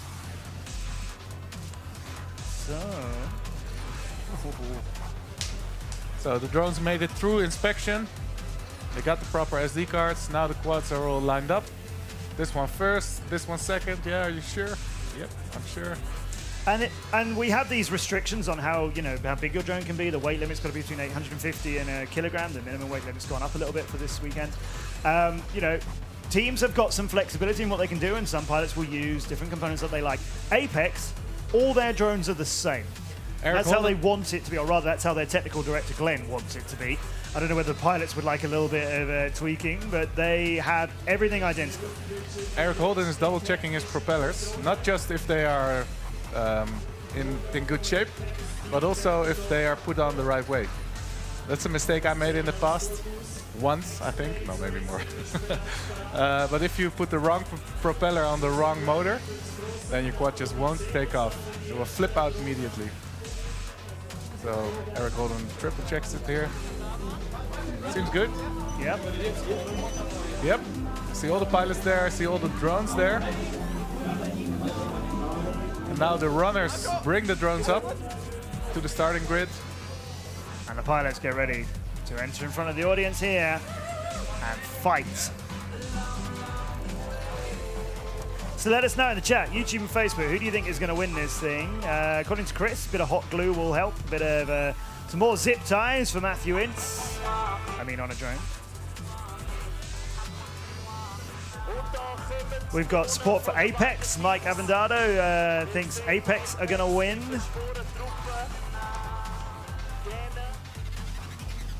Marakillian, I see you, Dolma. Is it he behind the mysterious DML? All right, who's got this? Apex going to do it again. X-Blade's going to extend their lead for the World Championship and get a little bit of nice, that nice feeling when you beat someone who's beaten you previously. I know all you pilots feel like that, and the teams have got that history. Timothy's looking a bit more relaxed. Eric's looking okay. I think they're good now. Yeah, it's nice to have a little bit of a moment to talk together, to connect, to get those team vibes going. That's what we're looking forward to. So again, just to confirm, X-Blades wiped out Drone Sports of Russia in the semi-finals 7-0, and Apex lost a point to the McDonald's drone team, but otherwise a pretty clean route for them, which means X-Blades meet Apex again in a final for the third time this season, the third consecutive time. Our last two races in Turin both ended with X-Blades losing to Apex. What happens today?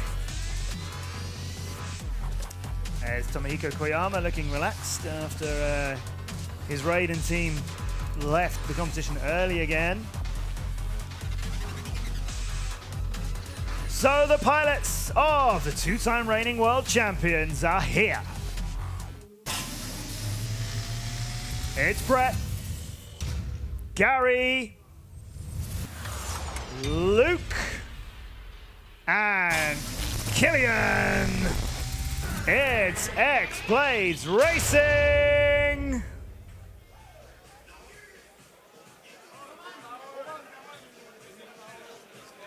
Richard, I think, will join us again in front of his pilots. Richard, these brilliant guys who did well for you in Turin, but didn't manage to get that big W against Apex. Why will it be different today? Well, that's quite a political question, actually. I don't know if I should go into detail on that one, Matt. Okay, no. we'll keep it cagey. Okay, I like it. Drama, I like it, Richard. Good No, but luck. we really respect Apex. They're a superb team, brilliant pilots, really well prepared in every area. So I think it's going to be a fantastic final. Really looking forward to it, and I think this is going to be proper racing. This is going to be, full on. Absolutely, yes. I know your guys will always bring it. Thank you, Richard. I know Turin was disappointing to them. They did lose that most recent final 3-2. So it couldn't be there. Let's meet their opposition again. It's Apex again. Dane Grace, Oscar Nielsen, Timothy Trowbridge, and Eric Holden. Congratulations, they're the finalists again. Apex Racing. Technical Director Glenn Bales on our stage. Okay, are you going to make it 3 out of 3? Has that been on your mind, Glenn, that we might happen again? We're most definitely hoping so, but we have really good competition this time again, but we've beaten them 2 times before, and we really hope that we could do this again. Now it's for the championship, so we're going full all in. There you go. Good luck, Glenn. Good luck to your guys for the championship. He means to get these points to close the gap on them. AX Blades are ahead of Apex, so they don't want to concede more points to them here, and likely, of course, X-Blades would like to extend that lead. We talked about how if they get 2 wins here, they could even wrap up the whole season, but to do that, they would also need other teams to have a bad result, and Apex were one of those. Here we see Apex are going to pick up a lot of points. They're going to at least come second, maybe first. So this championship will not be decided here in Vaduz. First, then, 2 guys who know each other so well. We welcome Gary Kent and Timothy Trowbridge for the first single heat of the grand final.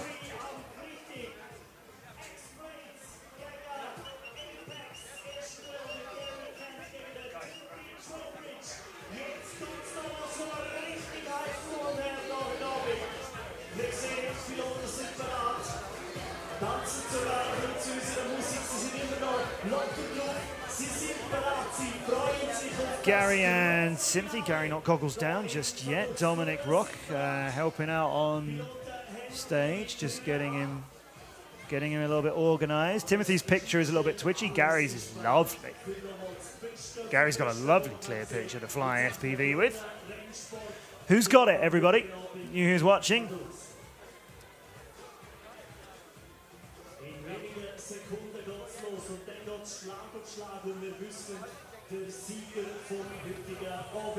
Who's going to win? I'm sorry, I'm sure I've got that surname wrong. You want Apex to win. Malak, go X-Blades. Drobot, oh! Drobot Racers joining us. Oh, so nice to have you back. Welcome back. A brilliant racer from our 2017 season, I think. Oh, did we see you in 2018? It's been too long. It's been far too long since I've had the pleasure of commentating on your racing. 2017, I think it was. Drone Champions League is where, of course, you can find out what's going on with us on Instagram, Facebook, and YouTube. And we are Drone Champions L on Twitter. And if you'd like to know more about our races, the news coming from the Drone Champions League, and our game, DCL the game, that's all at dcl.aero.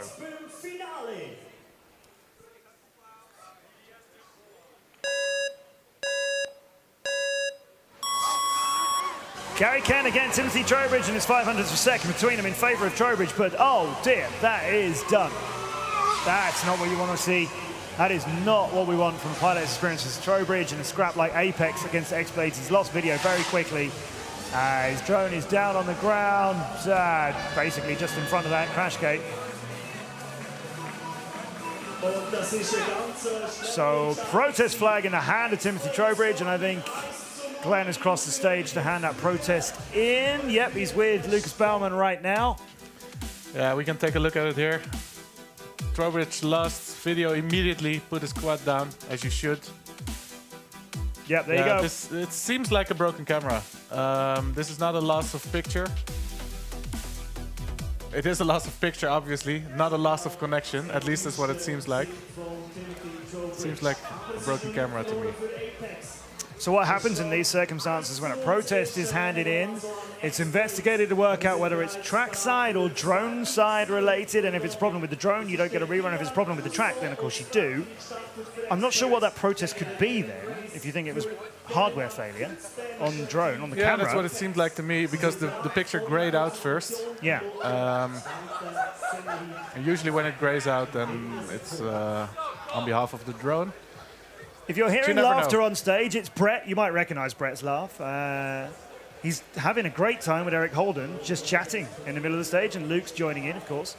Meanwhile, Killian on our stage is lining up single heat number 2, and he is goggles down and ready to fly. There he is. So that first single heat point not quite confirmed yet. We'll let you know what happens as a result of that protest. So we will move on while our team are looking at it to single heat 2. Killian Rousseau and Dane Grace. 10 seconds countdown. Killian's 14, Dane is 18.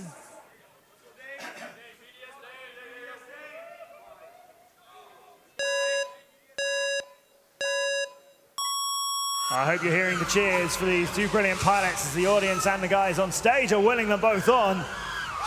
Dane with the early lead over Killian. It's white against light blue, of course, and goes Dane through the Liechtenstein gate, and Killian is less than a second behind him. Eye time, not a problem for Dane. We saw him doing very well with that earlier on. Killian's got a good line here too. Breitling's not a problem from Ryder, but Killian may be slightly slipping behind. It certainly doesn't look like he's closing that gap. And McDonald's gate is where he might do so. No, the gap is extended, but only slightly. And Killian looks like that was a good route around the tree. Dane still seems to be a little bit too far ahead of it. It's still 9/10 of a second. That gap's not decreasing enough, and he's got less time to do it in now. Eye time gate belongs to Grace. Breitling's not going to be a problem for him. It's looking like a point for Apex, and he's home. Killian clips the entrance, comes in off the bottom of the gate entrance, but he's in there. Finisher point is his. It's the heat point that he needs. A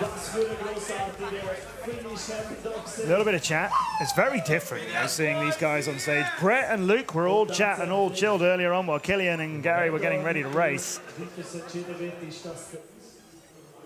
Now I think X-Blades, they can't have underestimated Apex. They've lost to them twice in the last two finals.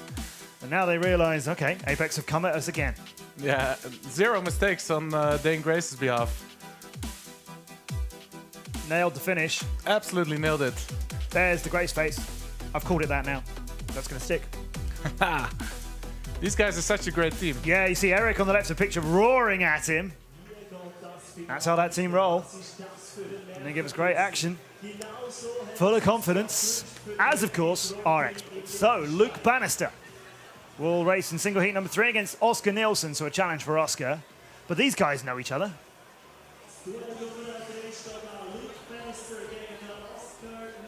You don't become the junior world champion without being able to fly against anybody who's up against you.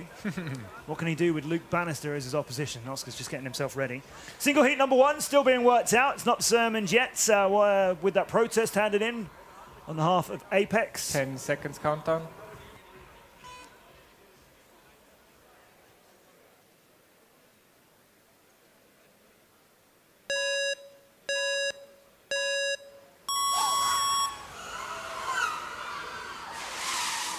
Luke's got the lead out of McDonald's, and Nielsen's close to him. Bannister's recovering that, fighting hard to do so. It's a mid-air, and Nielsen is down, bouncing around. Oh, the right way up. Oh, he's trying to take it off, but he's crashed into another barrier in doing so. You're on seeing Bannister, who's still flying nicely. Nielsen's fighting weird to dread. I wouldn't wrap this up, Bannister, unless you've been told you can. I guess he's been told he can. Because, yeah, no, Nielsen's has stopped twitching. Nielsen's given up the ghost. And it's been a disappointing day, really, for Oscar. Yeah, but a great start. Yes. They were neck on neck. There was a mid-air collision at some point. Luke was able to continue, though, while the drones are being recollected. Let's have a look at some of the footage, see what happened here. Both of them made their way through the McDonald's gate. Perfect lines, one on the left, one on the right. And this is where they clipped each other. Luke able to save his squad. Yeah, let's take a look at it, because Nielsen's squad span out immediately after the collision. Yep, but actually disarmed, I think.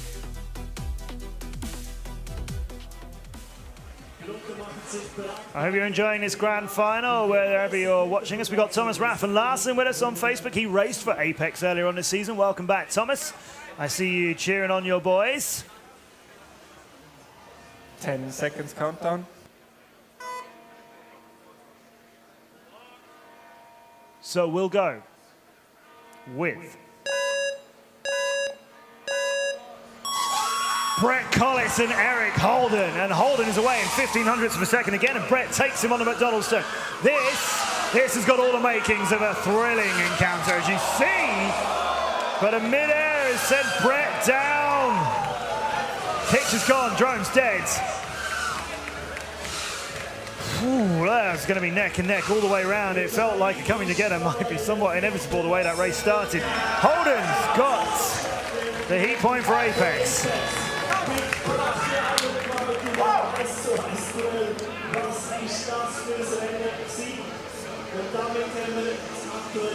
Yeah, nobody wants mid-airs to happen, but it does show how close the level of these pilots is together.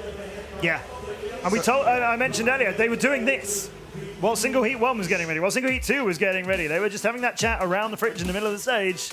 Exactly. This is where we see it. Clipped it and basically spiraled Brett Collis's drone out of control.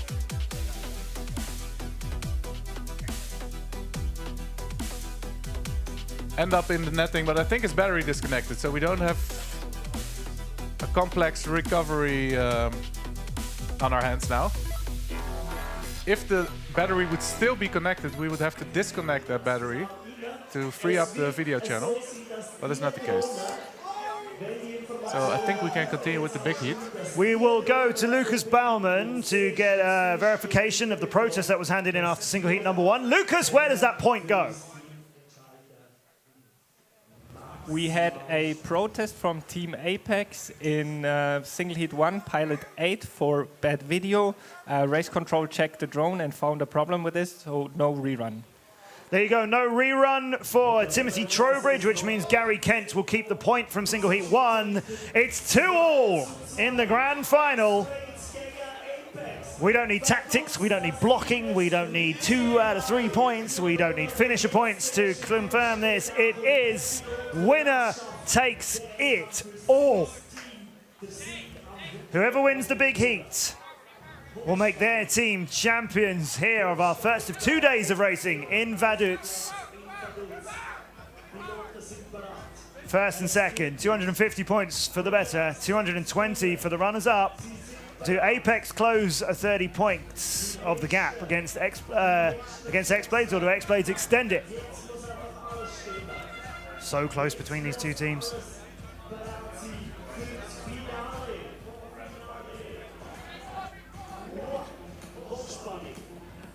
Well, it was 3-2 the last time they met to Apex.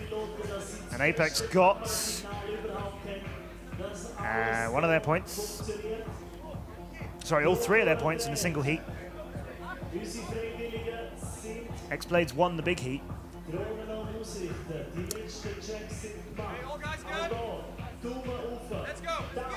This is it, ladies and gentlemen, to conclude our first day of racing in the beautiful city of Vaduz.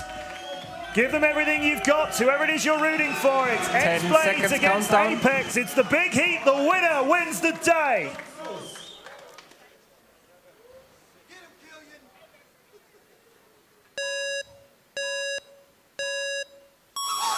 I think you might have heard the chief of Quad Force 1 willing on Killian Rousseau in light blue for X-Blades. It's 5, 6, 7 maybe through to McDonald's gate.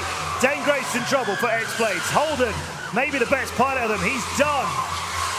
Up front we go blue, blue and blue with Bannister, Kent and Rousseau. And Trowbridge leads the charge for the Danish team of Apex to try and stop X-Blades getting the points and beating them for the first time in a final.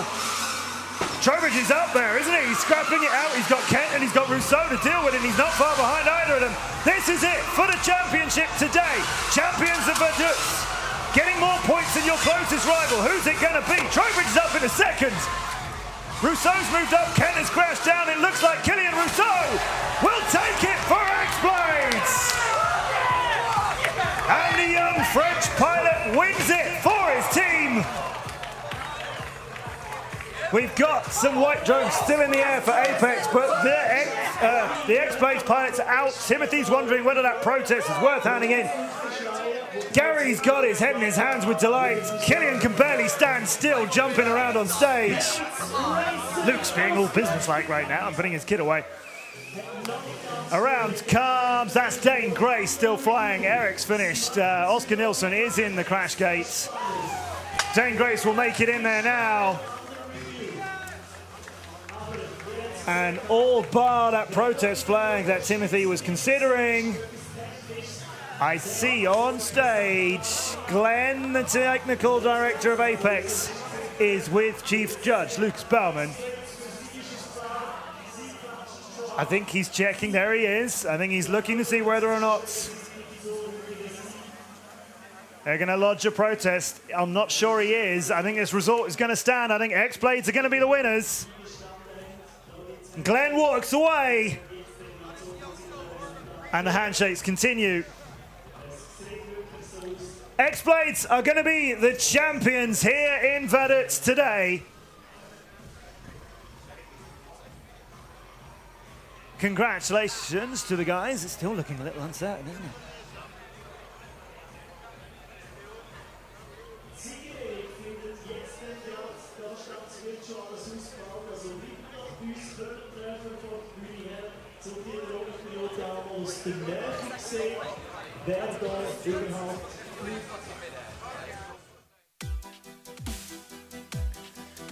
Eric Holden, who had a great start, was also the first guy to crash out. You see drones flying all over the place there. With 3 blades of X-Blades on top, in front. Timothy Throwbridge did get very, very close to take that first place, but he crashed out in one of the very last corners. Killian, who's been murdering the track all day, ended up as the first pilot to make it to the Red Bull crash gate. There you have it, the race results. X-Blades 4, Apex 2. I think we got our champions of the day.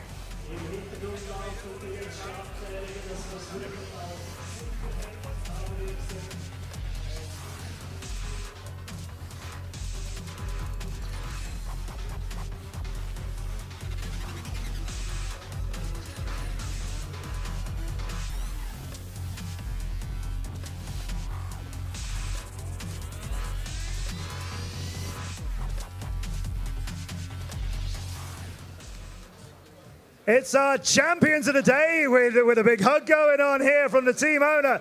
X-Blades Racing, you get it, you win, we get 250 points. Killian, you won it in that big heat for the team. Talk us through that big heat. It was so hard and very difficult, but it was amazing. It was amazing. Does it feel extra special as well that it was Apex you beat in it? Because, of course, when you braced them in Turin, it was always them. We are very happy. You're being very polite, Killian. I like it. Brett, it's got to mean something a little bit extra to get it over them. Yeah, I think it's good. It's a shame we didn't get a bit more close racing there. I think there was quite a few mid-airs and stuff like that, but maybe we'll do it all again tomorrow. Let's hope so. It might happen again. Can we get it 4 times in a row? Who knows? What we get today, X-Blades are the winners!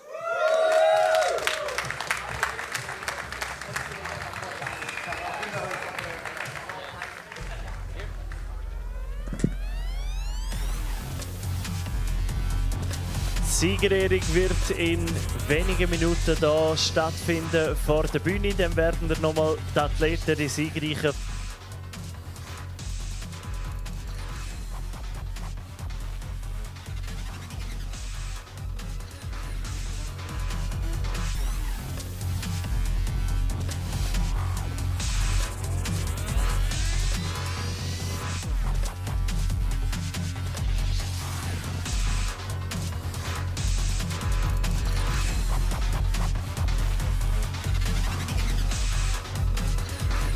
Massive result for them.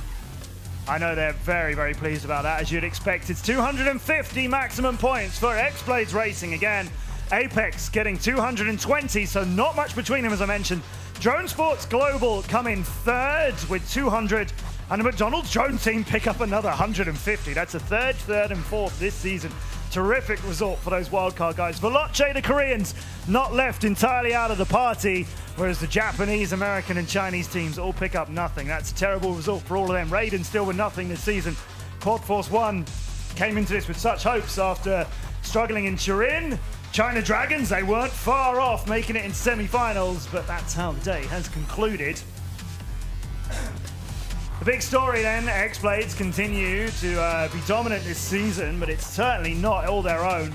In 2018, when they won their second World Championship, it did feel a bit more one-sided. It did feel like they were, dominant throughout. I think they made 9 finals or something insane like that.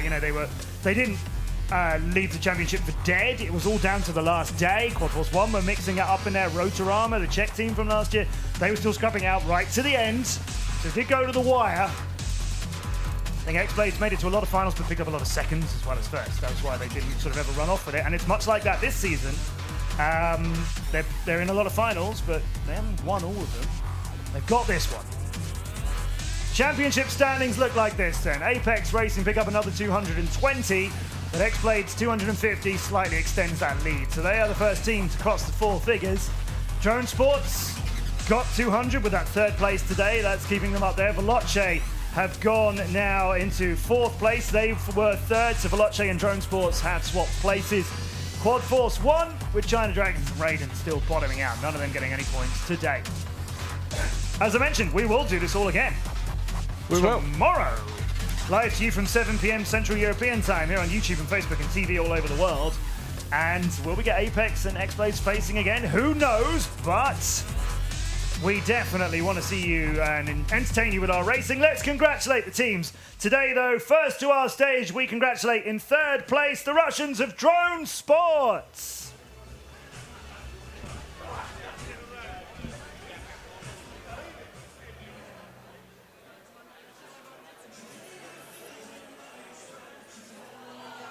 They're just about ready to come onto our stage.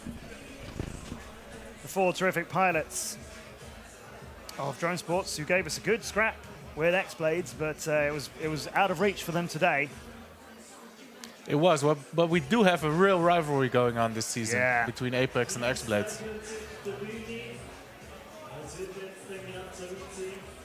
The Russians will come to our stage shortly.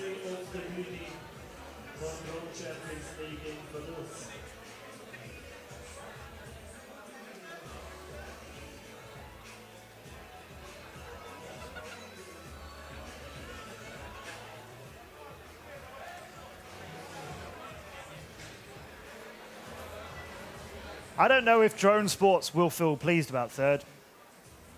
I think they came into the season thinking we were going to win this championship. It's out of reach. Let's see whether we get Smiley Russian, Latvian and Polish faces to the stage. The 3rd place team. Congratulations to Drone Sports.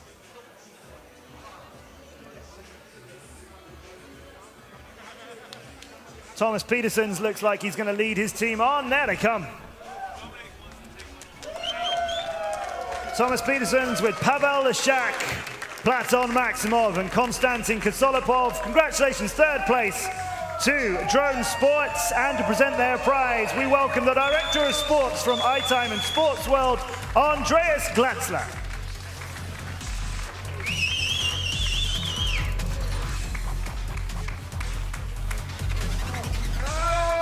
Third place, Drone Sports. And now the runners-up of our first Drone Prix Liechtenstein 2019, we welcome Apex Racing.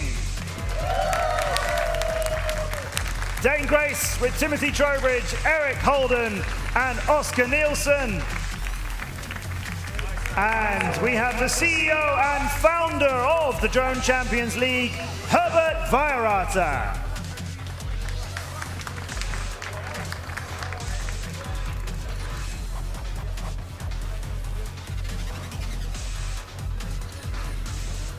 Congratulations, our runners-up, Apex Racing!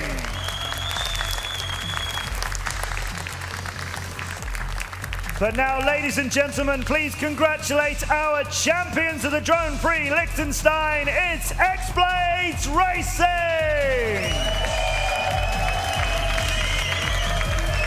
Killian Rousseau, Gary Kent, Luke Bannister, and Brett Collis, with Dominic and Harry and Richard and all the big team that support them. And we are extremely pleased to welcome Manfred Bischoff, the Mayor of Vaduz, to congratulate and present our champions.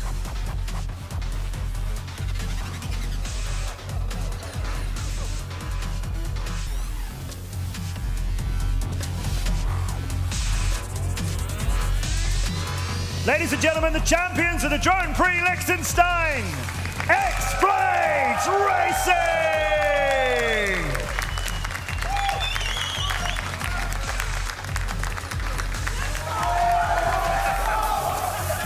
How are we going to get the Brett pose? He doesn't seem to do the kind of arms out celebrate thing anymore, but he still gets soaked. Ah, Martin, bring back happy memories of getting soaked. Absolutely. I'm a bit jealous, but I have to say the level is so high right now. Absolutely unbelievable. I think if I would race here, last place. Last place. I think so. Well, what incredible scenes on our stage as X-Blades not only extend their lead at the top of the World Championship, but they also get a few more points than that closer rival Apex, and they lost to them twice when we raced in Italy, so I think there is an extra bit of celebrating going to go on about that, but not too much into the night tonight because there's more tomorrow. These 8 teams will now race again in the second Drone Prix Liechtenstein, which will be live for you from Vaduz tomorrow, and their seeding for the quarterfinals is based on their finishing places today.